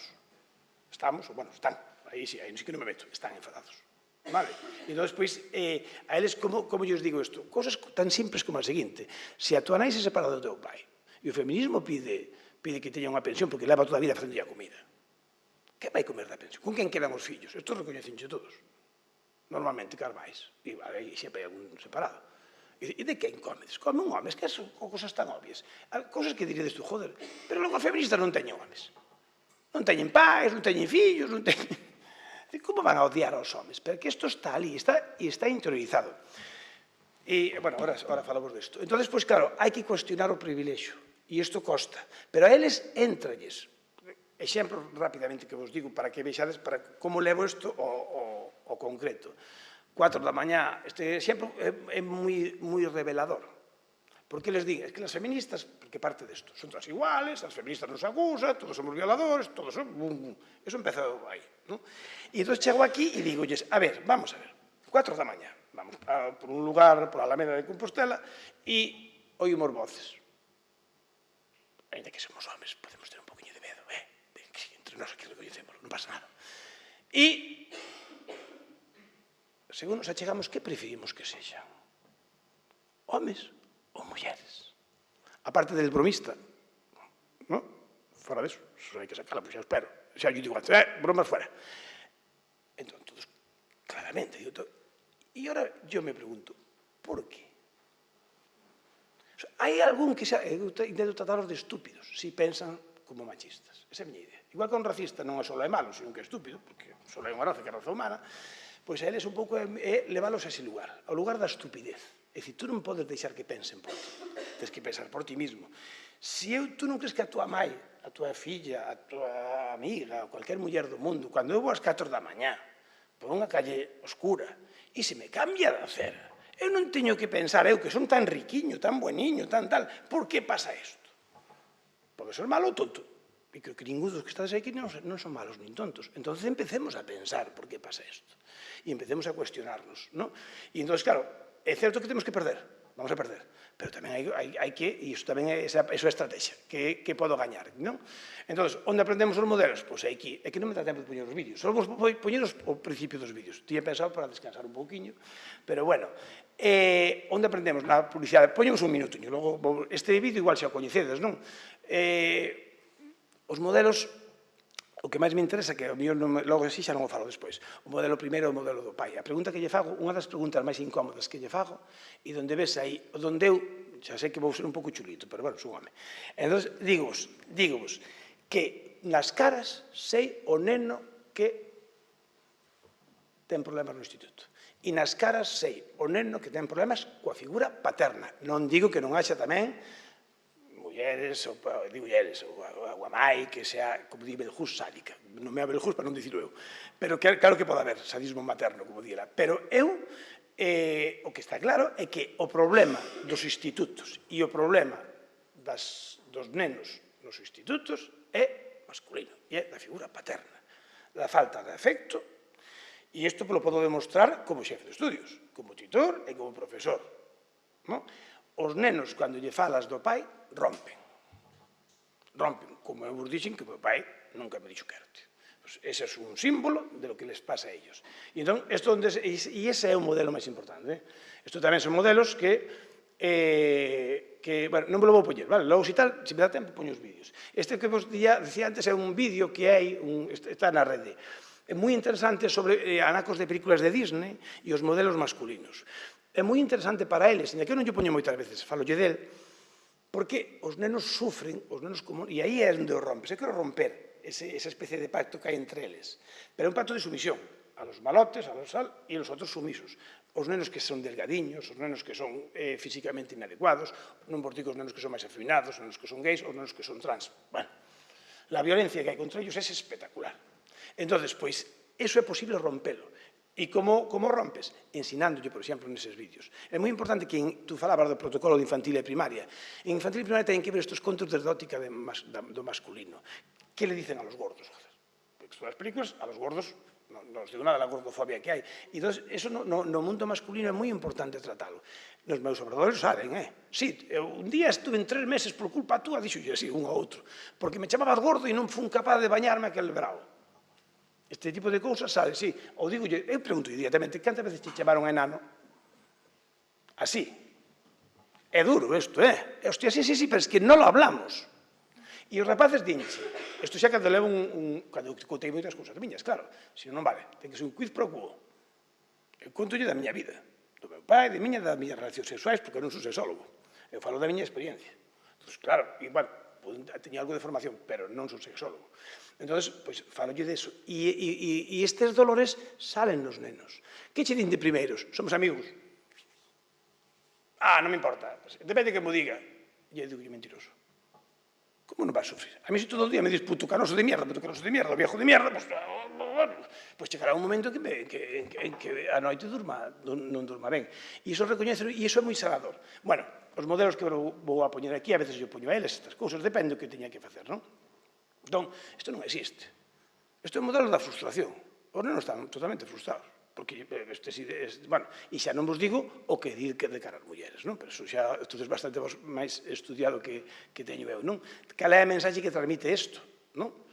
Todo este tipo de imaxes que teñen os nenos no seu maxín. Vale, este é o vídeo que vos decía, vale?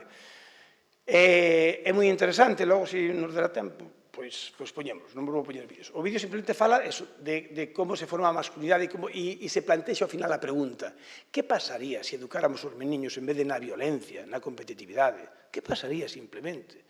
No afecto, na empatía, en el otro, en la diversidade. Que pasaría? Que mundo? Acaba así un pouco o vídeo, que é moi interesante. Eu descubrí non hai moitos anos e creo que funciona, non? Que nos ofrece o patriarcado? Pois o uso lexítimo da violencia. O meu pai tiña o uso lexítimo da violencia. Claro, además non era cuestionado por nadie. E volvo a repetir, que en paz descanse, o meu pai, que era un bo pai, que nunca me pegou. Pero, sí, tiña outra forma de ejercer a violencia, non só é a física. Vale, claro. Claro, era así, non? E claro, e logo hai outra cosa que tamén me gusta dicir, é o velo da ignorancia, da liberdade. É dicir, nós pensamos que escollemos ser homes. Somos uns pringaos. Somos uns pringaos. Non escollemos para nada ser isto. É máis, maioritariamente non queremos ser así. Pero non nos deixan ser así. E todo isto que vos decía, só me interesa, non leades que isto xa sabedes vos sobre o que é isto. A parte do final, outros homes. É dicir, somete a outros homes. É dicir, o patriarcado ofrécevos un pouquiño. E o feminismo é a única saída para cuidarnos, para eliminar todo o que levamos aquí falados. Que perdemos? Pois menos, sobre todo os homens co patriarcado, os cuidados. Aquí podo falar de moitas cousas. Eu gañei, o meu pai perdeu os afectos dos fillos. Somos seis fillos, queríamos, pero a quen queríamos? A mamá. Quen me levaba ao médico? Quen me facía o caldo? Quen me arroupaba? Quen me cantaba? Logo vino o meu pai cantar aos meus fillos e me cago, hostia, non podedes empezar antes. Claro, pero vino de vello. Nunca o vira naquela escena. Non a grabei, porque non se estilaba aquilo. Pero, bueno, viña a primeira vez cantar unha nana, meu pai. Para mí foi unha emoción espectacular. Obviamente, aí perdonei un poquinho, pero eso. E, entón, que perdemos? A liberdade. Eu non son libre, eu non era libre. Non son libre para non tirarme, fago ya estas cousas, poños aquí arriba dunha mesa, a ver, que pasa se non te tiras?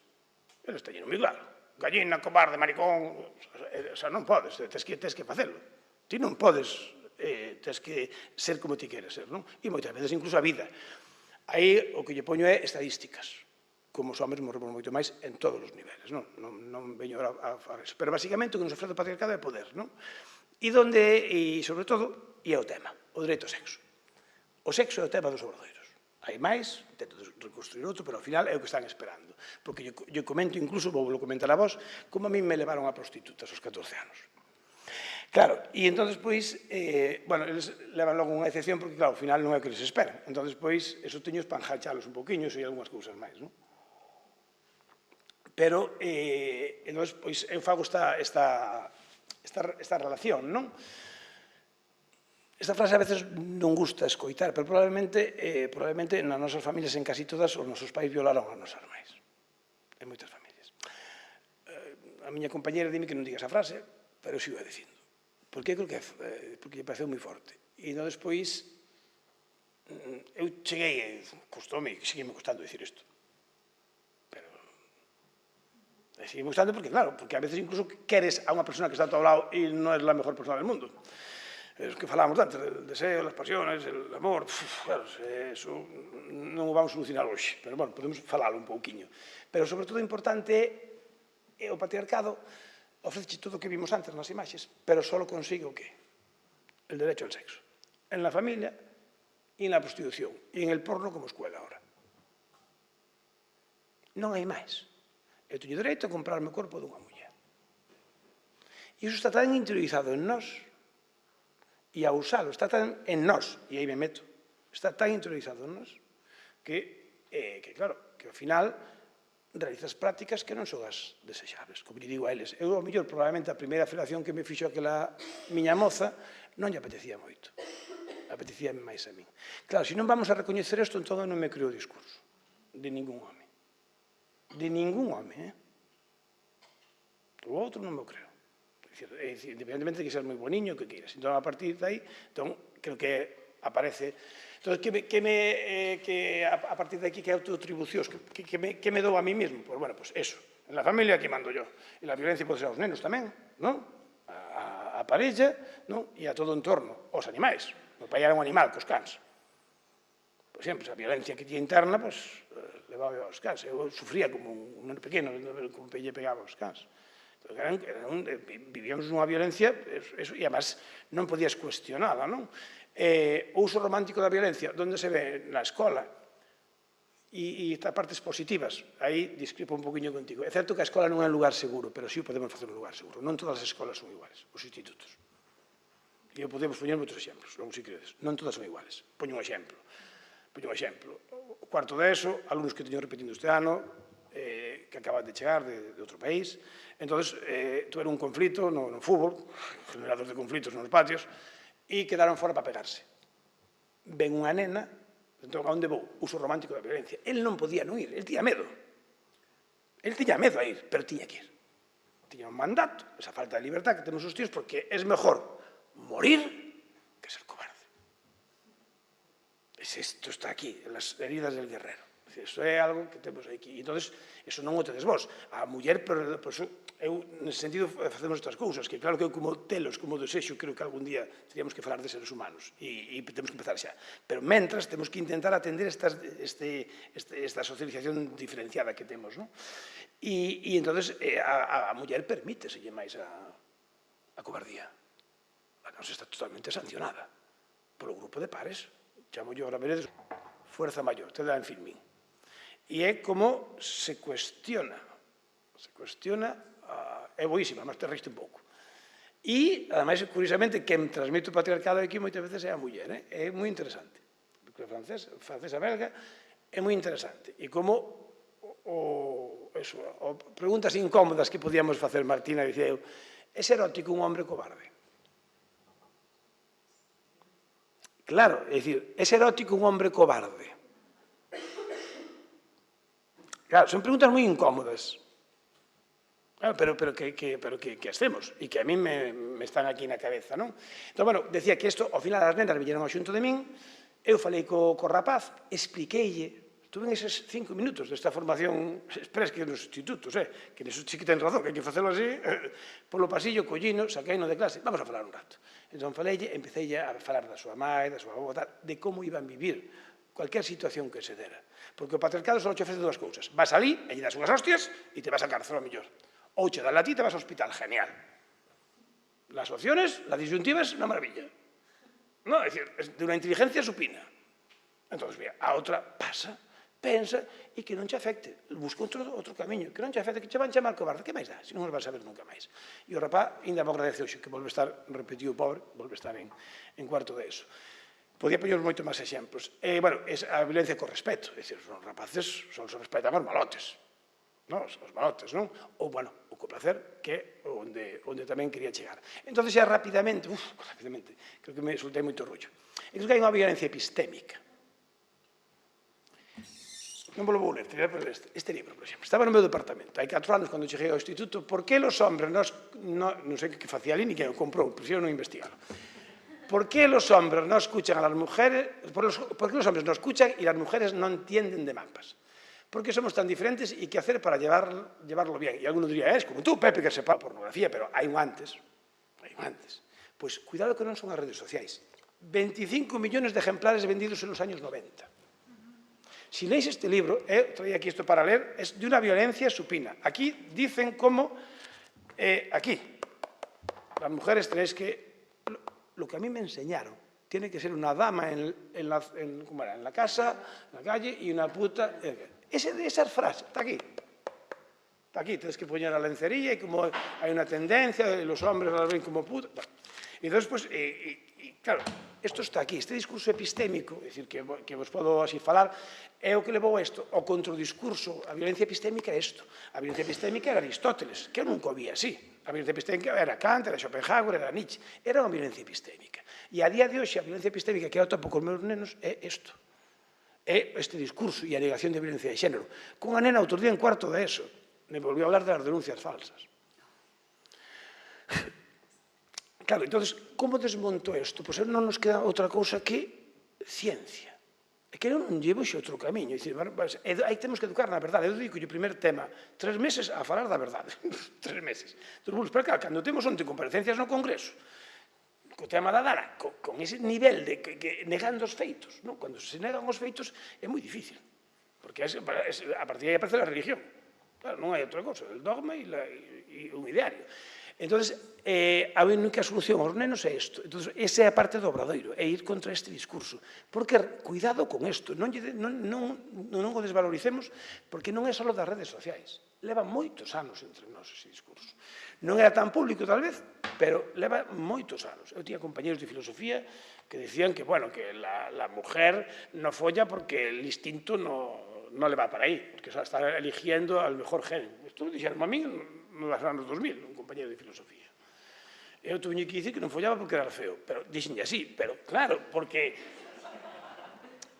estaba alucinado de que compañeros meus, entonces digo que está máis cerca, e a mí parece o máis importante de todo o que vai vir despois, non?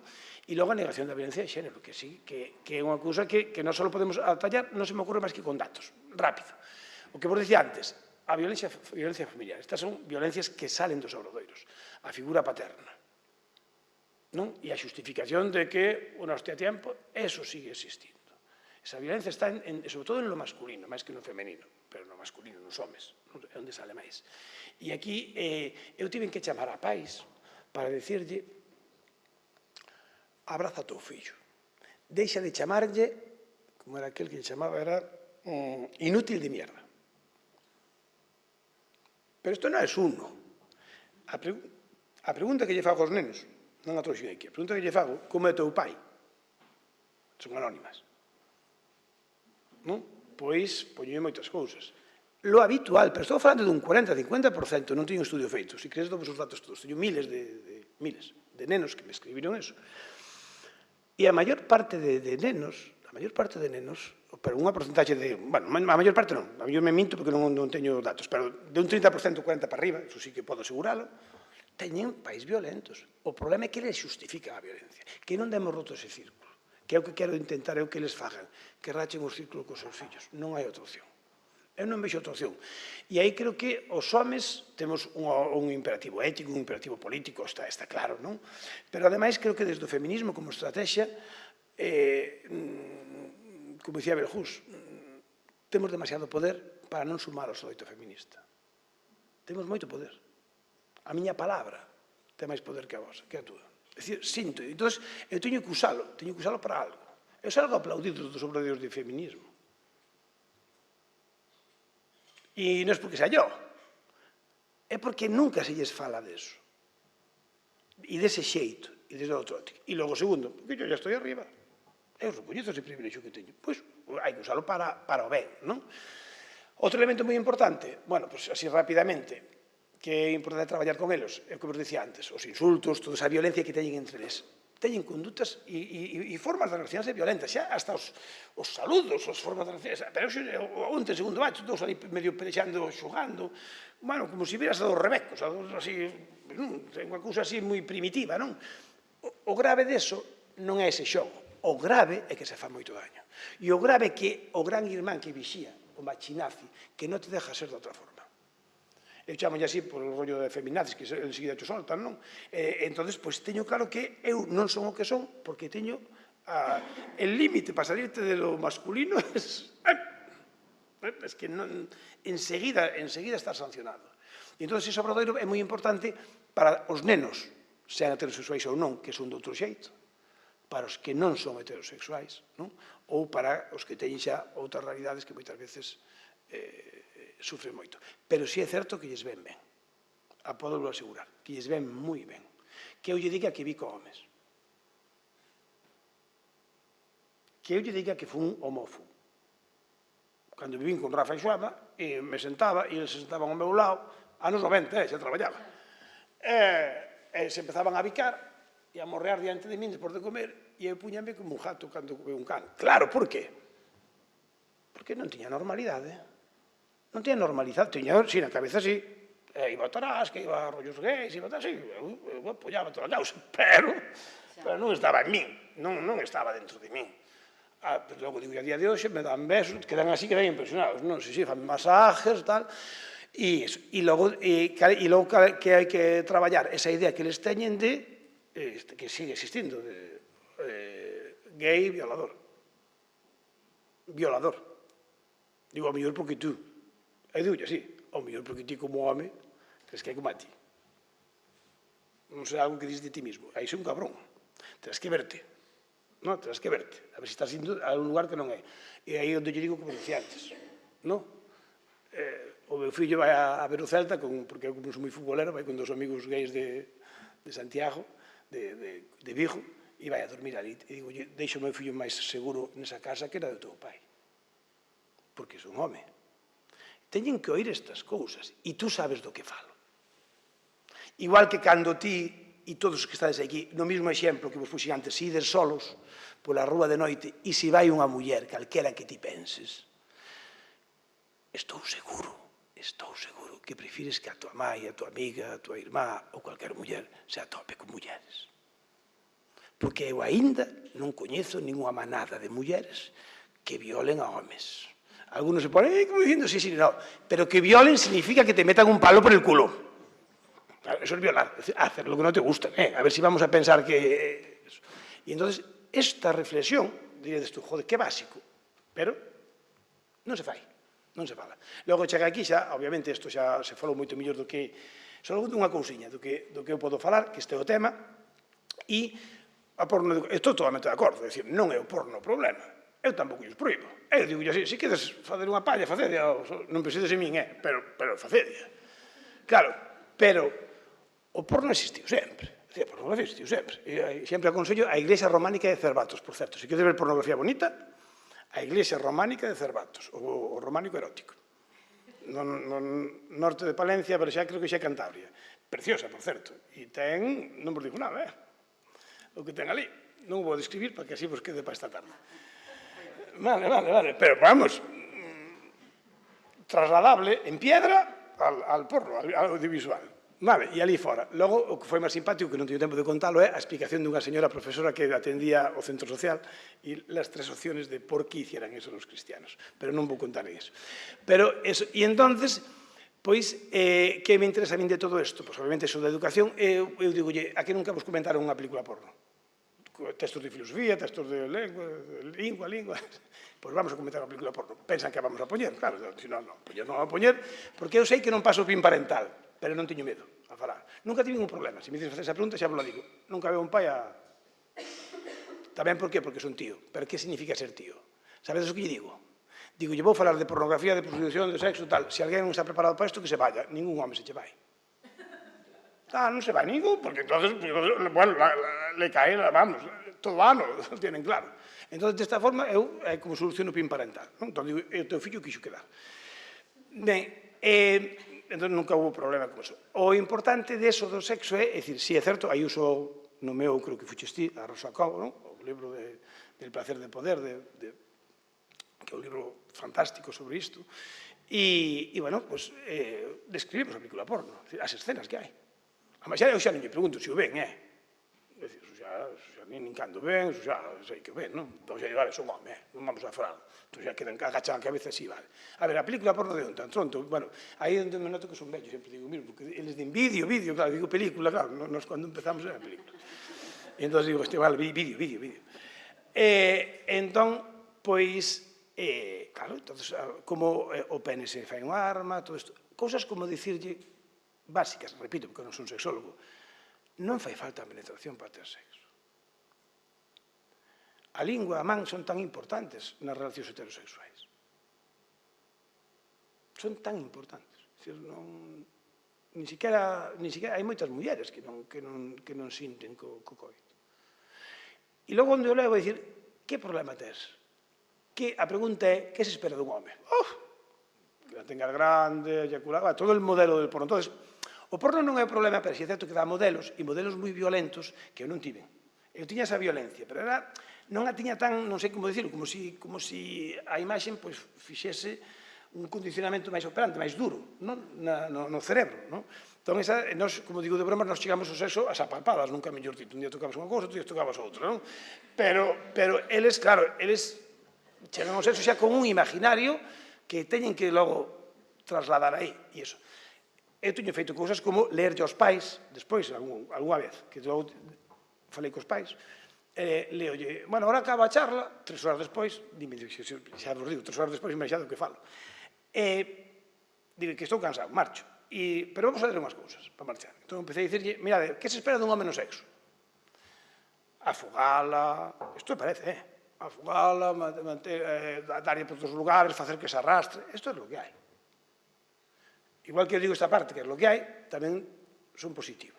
É dicir, eu linho, pero que non son, que años tienen, decían así os pais, oías, así, non for. Claro, e acabei de dicir, son os vosos fillos. Porque acaba de ter o obradoiro a semana anterior con eles. Claro, e xe tedes que atender isto, porque nós non damos. É dicir, a escola é un lugar pero non está isto educado. Ahora tamén vos digo, non son malos. Claro, isto é moi importante tamén dicirlo aos nenos. É dicir, non eres malo, pero podes selo. A maioría deles en cuarto da ESO non tiveron sexo con outra persona. Tiveron sexo con eles, pero con outra persona, moitos deles, a maioría, polo que din, e polo que falan, non tiveron. Pero logo, as preguntas que fan, por exemplo, Pepe, deixo de facer unha pregunta ao final. Eu non son experto, pero podeu preguntarme cousas de sentido común.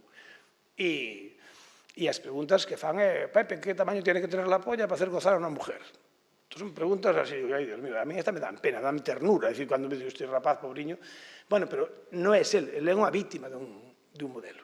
Non, a víctima dun modelo. Aquí podía ser incluso falarvos de víctimas, e ainda agora teño un caso dun neno agresor e que está sendo víctima tamén. Claro, é moi difícil lidiar entre como convivencia, está sendo víctima. É unha agresión, eu agora terei que falar con el, o primer problema é que recoñece que é unha agresión, se non a recoñece, que temos un problema. Pero se a recoñece, o que non pode pasar é o que está pasando co este neno tampouco. Entón, é moi complicado. Bueno, onde vou? Que con todo este rollo, cando facemos, digo, a enquisa que facemos en segundo bache, despois, os obradoiros son terceiro, segundo, cuarto de eso, pois, recoñecen, facemos unha enquisa, está tuneada, se alguén a quere, mándolle, a de Carmen Ruiz Repullo, que ten feito para homes e mulleres, se coñecedes sobre o sexo, nos tuneámosla, porque lle faltaban cousas, bueno, eu quero moito a Carmen, pero faltaba, por exemplo, preguntarlle ás mulleres canto vían porno, non lle preguntaba eso. Entón, claro, creo que había preguntas que faltaban. Bueno, no caso que temos esa enquisa, e hai unha pregunta que quero destacar. Cando lle preguntas aos nenos, fixeches algunha vez algo, ou fixeches que che fixeran algo que non querían, ou ti fixeches algo, eles responden que non. Cando lle preguntas ás nenas, se fixeches algo, como dixeches antes, por complacer, que é o que nos dio o porno. A mí dime que ter sexo por placer e a ti por complacer. Esa é a mensaje que hai aí, non? Pois, casi un 50%, isto ano tras ano, en segundo bache, que son 2 anos despois, aí onde xa hubo algo, de nenas din que sí. Din que sí. Se admiten estas cousas. Bueno, entonces, nas relacións sexuais, o que vos estou dicindo, todo isto que lle falo, cando lle falo da pornografía e da prostitución, sobre todo, digolle, non me vou a posicionar en contra ou a favor, que eu teño o meu discurso. Podría sermos un rollo ahora sobre o meu discurso. En contra da prostitución. Por certo, escapei. Escapei correndo e fume po coche e esperei ali fora. Digo, escapei dunha habitación. Tuve que escapar, despois de tirarme hacia ali, porque me tiraron hacia ali, e digo, porque non acabei o conto. Digo, o problema da prostitución non é o debate, e non me vou entrar nese debate agora. Porque a mí me cuesta que me acusen de moralista, me jode. Pero o problema é a mensaxe que me dá. A mensaxe é que teño dereito ao corpo dunha muller. E a mensaxe que lle dá a outro que non ten diñeiro é a mesma. Se eu son putero, le estou dicindo a outras persoas que teñen o mesmo derecho. Me di dinero ou non me di dinero, non? Entón, iso sí me preocupa, non? E entón, estou poñendo en peligro. Entón, pues, bueno, pois, aquí hai este vídeo sobre o consentimento, que non me vou poñer tampouco, porque non me dá tempo. Está moi ben este vídeo, porque é un vídeo son entrevistas de nenos da súa idade, bueno, a súa idade eran un pouco maiores, dos que eu lle dou, e entón falan sobre o consentimento. Non sei se coñecedes, está por aí nas redes sociais, óyese moi mal, pero está subtitulado. Vale, é español. E eu uso para que vexan os dous modelos de homes que hai. En positivo. É dicir, porque o que decíamos antes, faltanlle modelos, faltanlle referentes. Claro, como dice o vídeo este de La loca e el feminista, coñecedes o vídeo ese corto que é moi simpático. É buísimo. É que todos, cando discuten, é un curtametraxe que está en Filmin, La loca e el feminista. É buenísimo, tens que velo, é moi simpático. E entón, cando ela lle pide, mira, te quiero mucho, pero quiero que dejes de decir que eres feminista. Empeza así o vídeo. É moi bo. Te ríes moito porque eu tamén me vexo nese lado, Hostia, Pepe. E entón, pois, hai un momento que el lle di, é que eu non tiven referentes, tú te dices isto, pero ela dille, tiñas a tua mãe. Claro, é certo que os masculinos non tiven referentes, pero, bueno, que necesito eu? Homes, modelos de homes. Non teño moitos vídeos onde homes falan dese proceso, non? Eses vídeos. O bo que ten é iso, que ves como hai dos tipos de homes, os que entenden iso e os que non entenden. Hai un momentiño do vídeo, e xa acabo porque estou de onte o que me pasou. Hai un momento do vídeo que hai algúns, salen sin cara moitos, non? Que din, bueno, si la emborrachas é máis fácil, non? Esa frase aparece aí. Non? Que pasou onte que lle contei a Priscila? Aplausos e risas todos. Entón cambiei o Obradoiro. Puxen un vídeo que nunca poño, porque é moi duro, que coñecedes que é, papá, non dejes que tus amigos le llamen puta a unha mujer. Ese vídeo non suelo poñer, porque non me parece estratégico para o meu objetivo. E puxen yo, pero creo que aí me enfadei. E, basicamente, o que lle dixen é, vos sodes conscientes do que acabades de facer. O sea, acabades de dicirlle a un señor maior que se un día a vosa mãe ou a vosa irmá está borracha, que en lugar de axudarla a levar a casa, que me la folle. Acabades de aplaudir eso. Eu tiña vos por boas personas, e sobre todo por listos, pero sigo vos tendo. Supoño que eso, a partir de hoxe, non vai volver a pasar. Se volve a pasar, entonces, o mellor, nin sodes tan vos, e o mellor as feministas esas que din que todos os homens somos iguales, igual están tendo razón. Se credes que non teñan razón, non aplaudades. Entón, isto foi onte nun instituto por aquí, cerca. Vale, e logo outras cousas que hai que falar, que eu lle falo tamén da miña sexualidade, eu fui un cabrón cando fui un desamado. En que sitio cabrón? Pois, bueno, porque dixen cousas que, mellor, para joder. Sou moi amigo da miña ex, somos moi amigos. Pero sí, isto non temos falado, non? E quedamos para cenar e iso. É moi importante que les vexen que tú podes ter unha ex, que podes ter unha persona que estiveches, que pode facerche dano, non? E é razonable, me fixo dano con cousas que para ti son importantes, pero, bueno, é o lugar onde se pode solucionar a violencia de xénero, aprender a ser desamado. Los tíos estamos educados para que, por ti, dejé de follármelas a todas. Perdonade a veces que sea así, pero ese es lo que a mí me educaron. E entón, si tú me dejas, me jodiste la vida.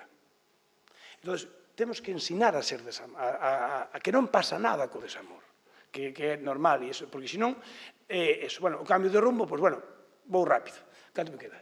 Xa, marchar. Bueno, o cambio de rumbo, pois, bueno, obviamente, teria que ser social, hai que ter novos relatos, a formación do profesorado, escolas de nais e pais, non hai que ir aos cursos de preparación ao parto, que non digo que estén ben, hai que enseñar a ser pai. Hai que facer cursos para dir, abraza ao teu fillo, dille que o queres, non insultes. Bueno, no audiovisual, decía ya a Martina, o mellor hai que empezar a facer porno.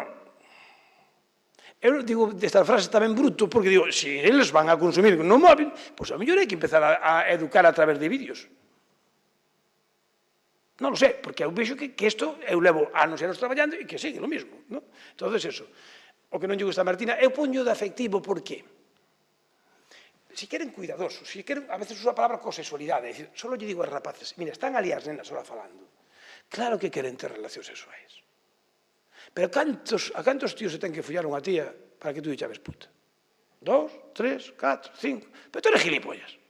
O sea, tú queres ter moito sexo e logo cando podes ter, claro, normal, non queren estar contigo, porque entre modelo de porno e isto, tanto despois, só lle digo, falade, joder, pregúntalle o que quere, intenta simplemente parar. Bueno, entón digolle, onde nos leva isto, estas son as opcións que lle poño moitas veces, así, fotos, este é un modelo, este é o outro. Por iso a mí non me gusta de novas masculinidades. Hai homes así, hai, podemos coller unha cousa ou outra. Isto que di o Octavio Salazar, para rematar, non deberíamos ser héroes románticos, non depredadores sexuais, e había que educar nunha actividade, non sei, unha sexualidade distinta, non? Isto que vos quería dicir, non sei se me deixades poñer 2 minutos do vídeo, porque é moi importante, e acabo así. Esta frase non é miña, é do Partido Feminista Finés, creo que é, Alexander Ceciliarso. E se é certo, que eu falaba moito, xa sei que estou falando moito, espero que faledes vos, pero si é certo que por eso me sinto moitas veces impostor, que fago aquí, non? É certo que tamén iba ás manifestacións todas, desde pequeno, desde tal, sempre me parecía moi... E pensaba que aí se paraba o tema, non? Entón, o tema ten que ir a outro lugar. O tema ten que ir a outro lugar. E aí é onde o debate que fixestes moi vos, que me gustou moito entre lo individual e lo social. No tema dos homes, obviamente, o patriarcado é algo social, algo político, pero ten que ir a un lugar moi complicado, donde tú loitar contra Franco é fácil porque Franco estaba de frente, pero loitar contra o patriarcado non é tan fácil porque está en frente e está dentro de ti. Non sei se a nivel socrático coñeces a ti mismo, se Agustinho, que nos falaba de... Buenas noches, bienvenido. ¿Qué seudónimo? Non son os 30 minutos, tranquilas, son 3 minutos. Ahora vos lo poño. É que non o din cortado, onde preguntei ao meu fillo non o din cortado. E despois, este é o que creo que é o camiño. Este é Alex García, sabedes que fixo unha obra de teatro que se chama La Jauría, que era sobre o suceso da manada. Vale, entón, toda a entrevista, tío, pilla gafas, que xa non me xo un minuto, son 2 ou 3 minutos. E aquí con isto, xa, un segundiño, 13 era sobre o minuto 12, así, sobre o minuto 12. Por aquí creo que estaba. Onde está o play? De tu trayectoria, lo digo muchas veces, cuando venís en 20 minutos es casi imposible, pero sí que podríamos recuperar unas cuantas imágenes. Fíjate, me llama la atención que hayas utilizado Tinguaro, un príncipe guanche, ¿no?, de una tribu indígena, porque ya apuntas compromiso desde el seudónimo que has elegido. Y hay un par de 2 o 3 puntos en tu trayectoria que están muy vinculados al compromiso. Por ejemplo, que quisieras entrar en Jauría, la obra que refleja y que cuenta la historia y lo que ocurrió con la manada, estos chicos condenados por violar y por abuso sexual a una mujer en San Fermín. Tú quisiste ser uno de esos personajes. ¿Por qué quisiste meterte en la piel de Jesús? Pues yo lo seguía muy de cerca, ese caso. Estaba muy sorprendido con todas las reacciones que habían populares alrededor del caso de la manada, tanto a favor como en contra. Y tenía la sensación y la necesidad de hacerme ese máster, por así decirlo, de participar de algo así, de entender más de cerca aquella opinión que yo me había formado a través de los medios de comunicación, que creo que eso es un error, creo que hay que buscar un poquito más allá, siempre hay que preguntarse algo más allá de lo que nos cuentan. Y sabía que como soy muy vago también, estando en un proyecto así, no iba a dejar nada sin leer, no iba a dejar una información sin contrastar y me iba a poner a mí en esa tesitura. Y así fue, de hecho,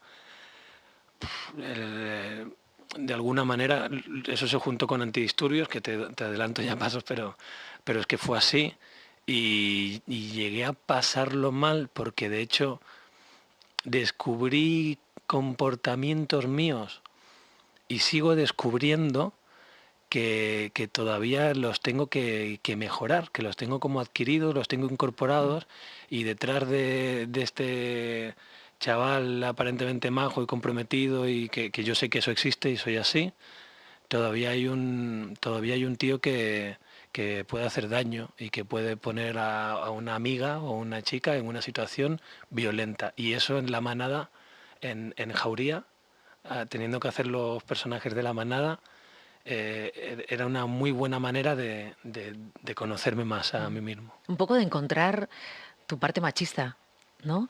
Esa que viene heredada de siglos y siglos, ¿no? Sí, y más allá del machismo, es que, por supuesto mi parte machista, pero la violencia que el hombre antropológicamente no es consciente que genera la mujer, sobre todo teniendo en cuenta que la mujer viene de estar no vista, golpeada y violentada normalmente. Entonces, estamos hablando de una situación que hemos normalizado y que normalmente genera más violencia de la que se dice, en el 96% de los casos.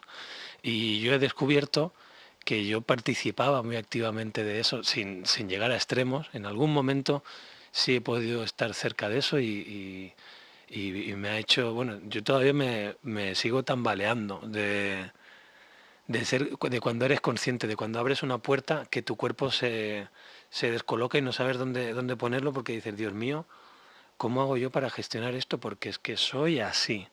No es una decisión, te sale inconscientemente, y en mi caso yo quiero cuidarlo, quiero saber verlo para saber evitarlo. Y dices que además eso coincide con el rodaje.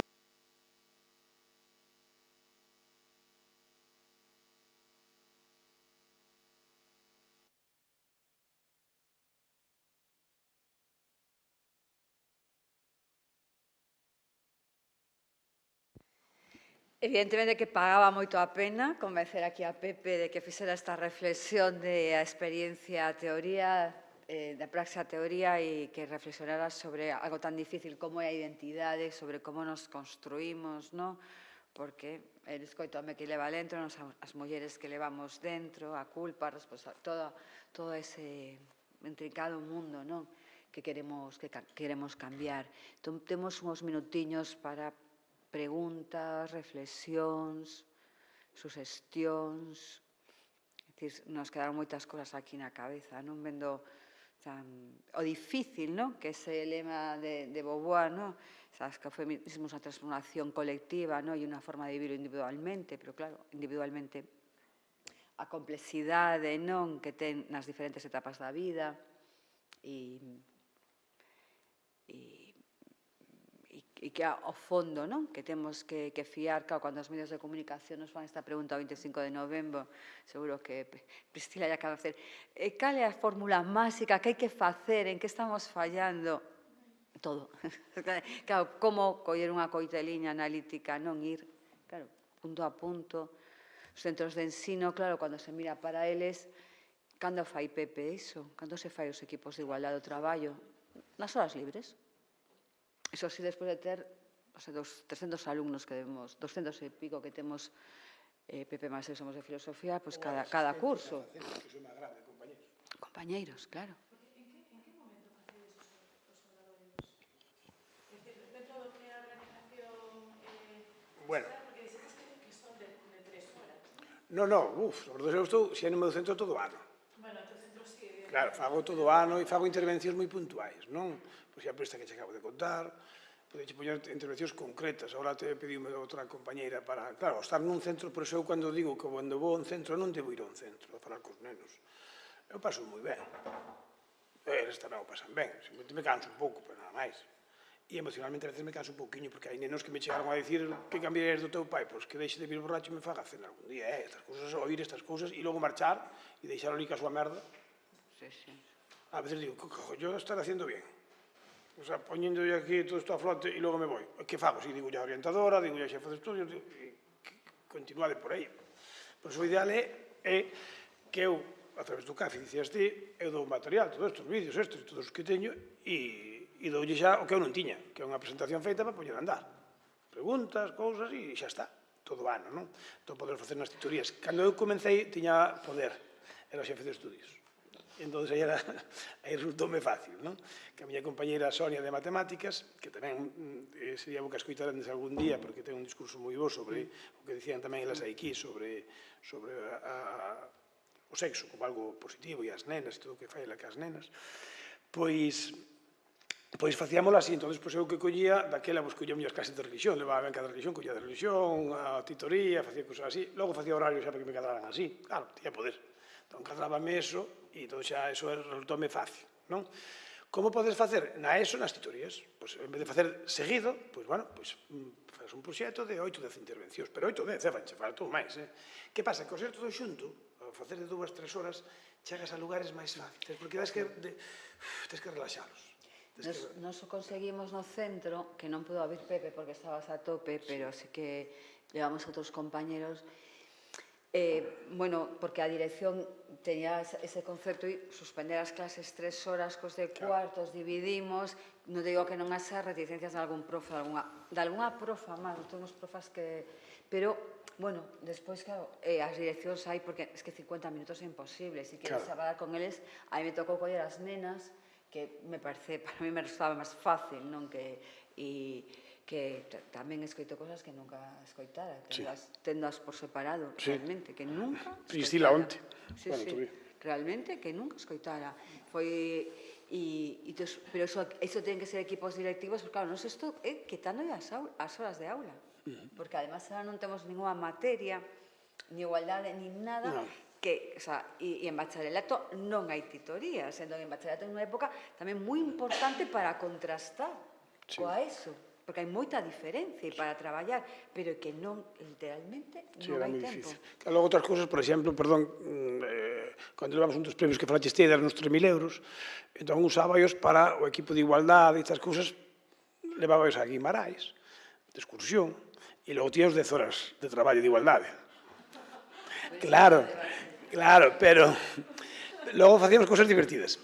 Pero, claro, sí, pero eles sabían o que iba, xa vamos a facer isto, se queres vir, e entón era gratis, casi, pagaba un pouquiño, entón eso tamén é un pouco para asociar, creo que tamén, aparte de asociar algo divertido, algo ameno, a que non somos cocos, que non estamos xulgando a ninguén, que estamos aquí simplemente para reflexionar e para mudar, para coñecernos e para cambiar o mundo, porque é bonito, porque merece. E despois así o facíamos tamén. Entón, hai opcións, se se quere, se hai unha política de centro, realmente podese facer, non... Por exemplo, eu creo que sería obligatorio, nos intentamos, eu son docente do FP Básica desde fai varios anos, como no meu instituto é de electricidade é masculinizada, nunca teño unha nena. Foi unha vez que tamén foi interesante esta nena que facía electricidade por nivel de violencia que sufría familiar terrible.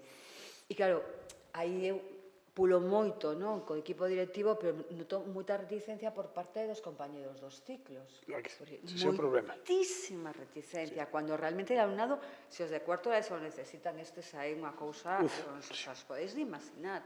E aí, claro, hai unha reticencia que igual tamén co profesorado, aí a Consellería está a buena de Dios, a boa vontade, traballará dende os ciclos un espacio importantísimo para traballar todo isto, importantísimo, porque é moi masculinizado, moi divididos por xéneros, moitísimo, e claro, además, onde se... aí sí que teño sudado, Se me permites unha cousiña, o exemplo de FP Básica é o exemplo, bueno, non me deu tempo a falar, pois cando eu digo o modelo malote, onde vai? Claro, a los 12 años te dan la palmadita al machinacio, tú sales fuera e dices tú, esto é uso hora diario. Que pasa? Botade os ollos para atrás, que non está en cuarto de hoxe? Todo homes. Para pensar, el modelo malote que te leva a traballos, a non acabar a titular, a traballos peores, a formación peor, e ao final a drogas, a frustración, etc. Eu que alguna vez que digo en FP Básica, eu salí moi mal, Acordome chegar a casa da miña compañera e dicir, Dios mío, que che pasa? E eu, hostia, eu feito polvo. Sí, porque realmente é un lugar que hai que atender, e é porque é masculino, e é o exemplo do fracaso masculino, e a nivel emocional están destrozados, e só fan dano. Destrozados. Entón, iso leva o dano. Claro, es que solamente aprenderon esa violencia. Creo que quería falar, David, que estamos falando. Martina, non levantaches a man antes. Sí, sí. No, porque non sei que me dá, senón estamos aquí rollo e logo... No, eu vou contar unha anécdota da FP Básica, se me permitides, sí. porque foi as cousas máis impresionantes e teo vivido situaciones de violencia con eles terrible. Pero un dos cursos que conseguimos levarnos, é verdade que eu consigo levarme ben con eles, pois querían ver, expusen Herstop, a serie, sabedes? Entonces, bueno, tenía un neno que, pues, terrible, que exercía moita violencia e tamén ele era moi violentado, pero sempre estaba, contra os gays, maricón, é unha cosa tal. Entonces, la vimos y tal, el primer capítulo, y entonces me pilla por el pasillo, me dice, profesora, quería, se me estaba profesora, Lucas Carmen, quería que apagaras la luz porque yo quiero llorar. Claro. Y fue, o sea, todo me dio así una cosa que le di un abrazo. Es que no sabía cómo contestar, porque me pareció de tal dolor por dentro, ¿no? Que después de ese curso estábamos acabando, ¿no? Recoñecer que es que él está destrozado y me pareció un ataque de sinceridad que me viera a decir que es que no sé, o sea, porque esa cousa de que necesidad teñen, ¿no? Moitas veces de que simplemente ya non digo abrazarlos, que os miren. Que en FP Básica, eu creo que aí nos representáramos unha vez a director xeral esa necesidade de que tiveran un espacio emocional na FP Básica, porque non tienen ni educación física. Yo creo que penso que eu me drogaba ou algo así. Claro, claro. Que justamente están máis desamparados que nunca, máis desamparados porque non tienen casi ni orientación nos centros ni nada, están e logo, perdona, o que o modelo masculino. É dicir, eu creo que como profesores temos que xacer de modelos positivos. A eles mesmos lle responden, Sabrizo, cando acaba o Rodeiro, ahora outros modelos, porque o neno de 12 anos ou o teu irmão está te mirando que ti fagas. Se ti vas beber borracho nun coche, vai beber borracho nun coche, vai a matar. É dicir, o modelo masculino son os que imitamos todos os tíos. E no caso dela, de feito, acaba aquele obradoiro que salín e fun a falar co orientadora e dixenlle, mira, creo que non conseguín absolutamente nada. Levo aí 3 horas e estou feito polvo. Volvo a semana que ven. Dixen, xa pido no centro, volvo a semana que ven. E seguimos. Ira, recoñecemos o que ti acabas de decir. É que o meu problema aquí non son os nenos, que claro que son. O problema é o modelo que teñen de profesores, que lle reforzan eso que son. De profesores varóns.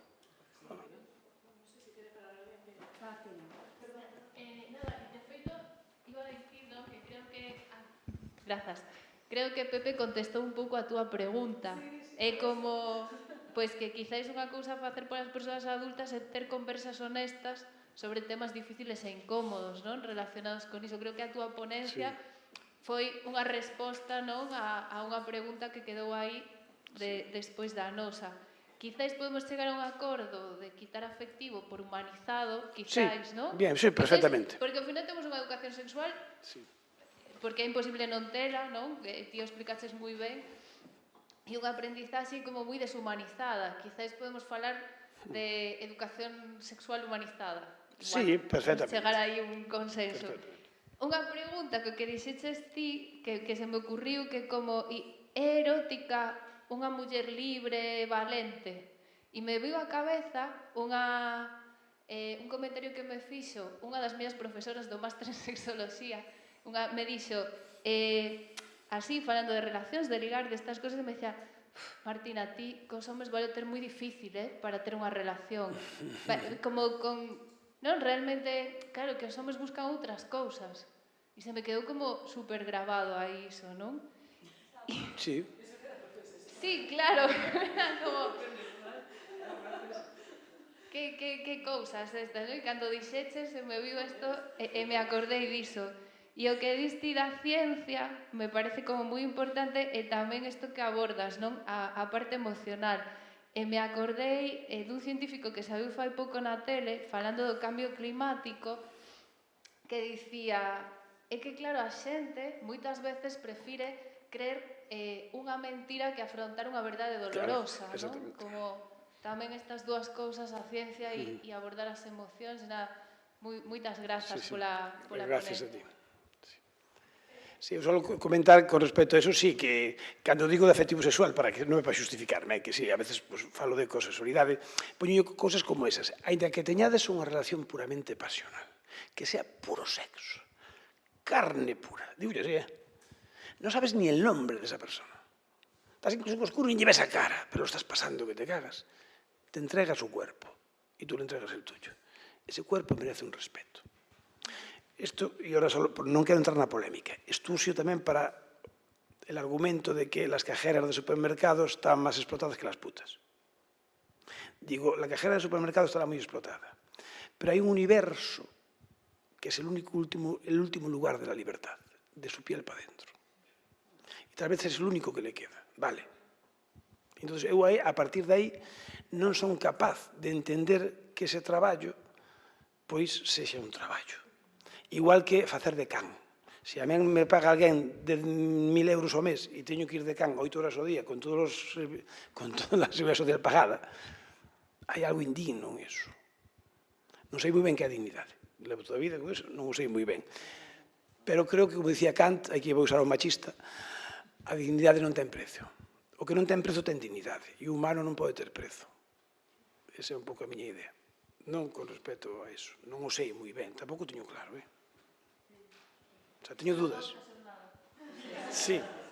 Eu quería te preguntar, porque que estamos falando dos adolescentes e poñendo en relación co que falábamos antes da educación neglixente, e que a mí me dá a sensación de que nos centros de ensino, e eu digo por experiencia do meu propio centro, ás veces é máis, entre aspas, fácil ensinarlles, porque isto é educación, a fin de contas, non? Entón, é moito máis fácil ensinarlles a rapazada, pois eso, desautomatizar moitas das cousas que simplemente só teñen que velas, non? E acompañalos nesa descuberta, pois forma parte da educación, non?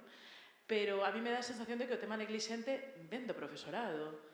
É dicir, por iso te preguntaba cando facedes eso, porque podo me imaginar, nós temos un problema agora mesmo, por exemplo, para celebrar o 25N, porque non temos compañeiros que non queren cortar as clases, porque non queren visibilizar a loita feminista dentro do centro. Manda a dirección do centro. Inda así. É dicir, aí hai un asunto que vai moito máis alá de exercer autoridade, non?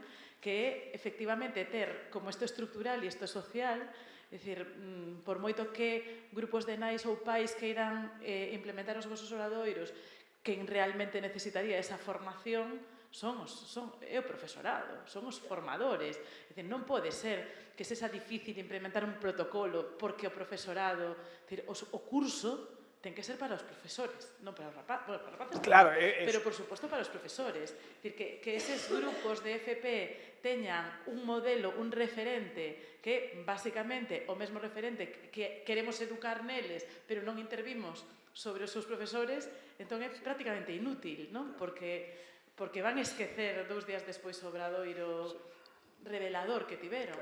Non me deu tempo de falar deso, porque ao final fixo así rápido por hora que era, pero sí, realmente non temos unha cátedra na universidade, non está isto traballado na universidade, hai está, non sei o nome agora, o de igualdade, o de masculinidades, Non, o profesor, que non sei o nome agora, tuve outro día con ele, Jorge Marín.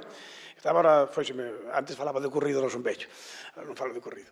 E entón, pois, Jorge, é o único prácticamente que hai, prácticamente non hai máis.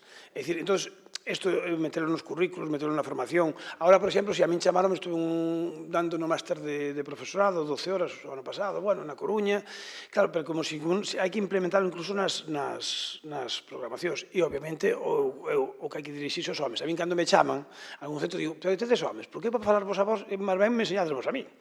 Entón, eu, encantado de ir a falar con vos e son moi feliz.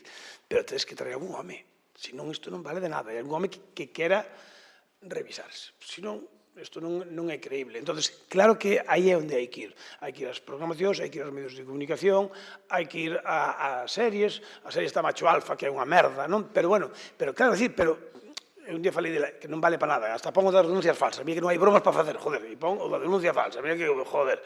E iso, pero, digo, ir a todos os ámbitos. E o profesorado, sobre todo, onde o gano eu.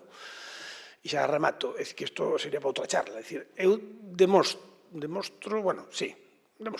que prácticamente redúcense a unha mínima expresión os conflitos no centro se se traballa o tema da masculinidade. Eu nunca máis expulsei a un alumno da clase desde que hago isto. Nunca. E como xefe de estudios abrí expedientes excepcionais. porque chegaba antes. Hai unha palabra revolucionaria, que un heterosexual non é capaz de opoñerse a ela, dirlle quérote. Todo neno, cando se porta mal, dirlle eu quérote ben. E tamén un compañeiro, como xefe de estudios. E o heterosexual non sabe seguir despois. Entonces o conflito, digo en serio, non estou de broma, non estou bromeando, non sabe seguir. Entón, a partir de aí, o conflito cambia. Cando os nenos... Entón, eu, podedes preguntar ao meu alumnado, pois que vedes que me estou tirando da moto, que vos pregunta alguén, cando eu expulso a alguén da clase. E tamén que podes preguntar se hai orden na miña clase, se se aproba a selectividade, teño 126 hoxe a tarde que avaliar de segundo bache. E iso, claro, segundo bache é fácil, pero tamén falo de cuarto de eso, de primeiro bache, ou cando daba valores, ou eso, que onde hai máis problemas, obviamente. Segundo bache é moito máis fácil o curso. Pero non fai falta expulsar. E por qué? Por que eu expulsaba máis homes que mulleres? Porque estamos socializados de forma distinta. Porque yo, cuando ya llegaba el momento que me daban la lata, pues claro, usaba el poder, la fuerza. O a hostias, ¿no? Cante de fora, o el parte y la expulsión del poder que me da la autoridad. Y no usaba la razón, ni el afecto, ni el cariño. Desde que uso eso, non teño ningún problema. Ao revés, son todo o día en conflitos. Solucionando conflitos, vamos. Por iso é moi importante o profesor, o modelo. É moi importante o modelo. Tan importante que Pepe estaba invitado no noso centro, te acordas? Había dar un obradoiro e non conseguíamos os compañeros profes. E non que non nos guste escoitar as profas que estamos ali, porque a teña que é moi amiga túa, pero claro, para que as amigas vayamos está ben, non? Pero tanto con Pepe, o traballo que tiña, e foi, para mí, de todos estes anos de docente, que son moitos, das cosas máis amargas que me queda, que os compañeiros non se sentiran interpelados a unha formación pola tarde, que non fóramos quen, non sei, de animalos ou de obligalos. E esa é a realidade dos centros. Sí, esa é a realidade. Sí, esa é a mellora. Nós somos 4 homes no equipo de igualdade, digo, porque hai esperanza.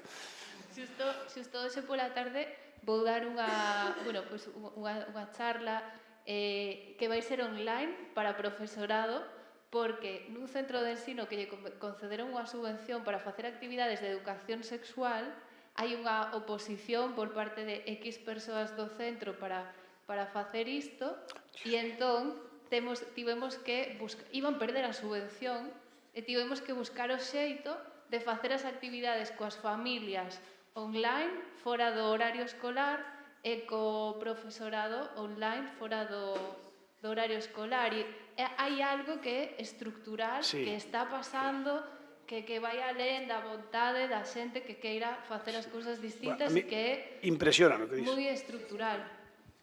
Sí, impresiona.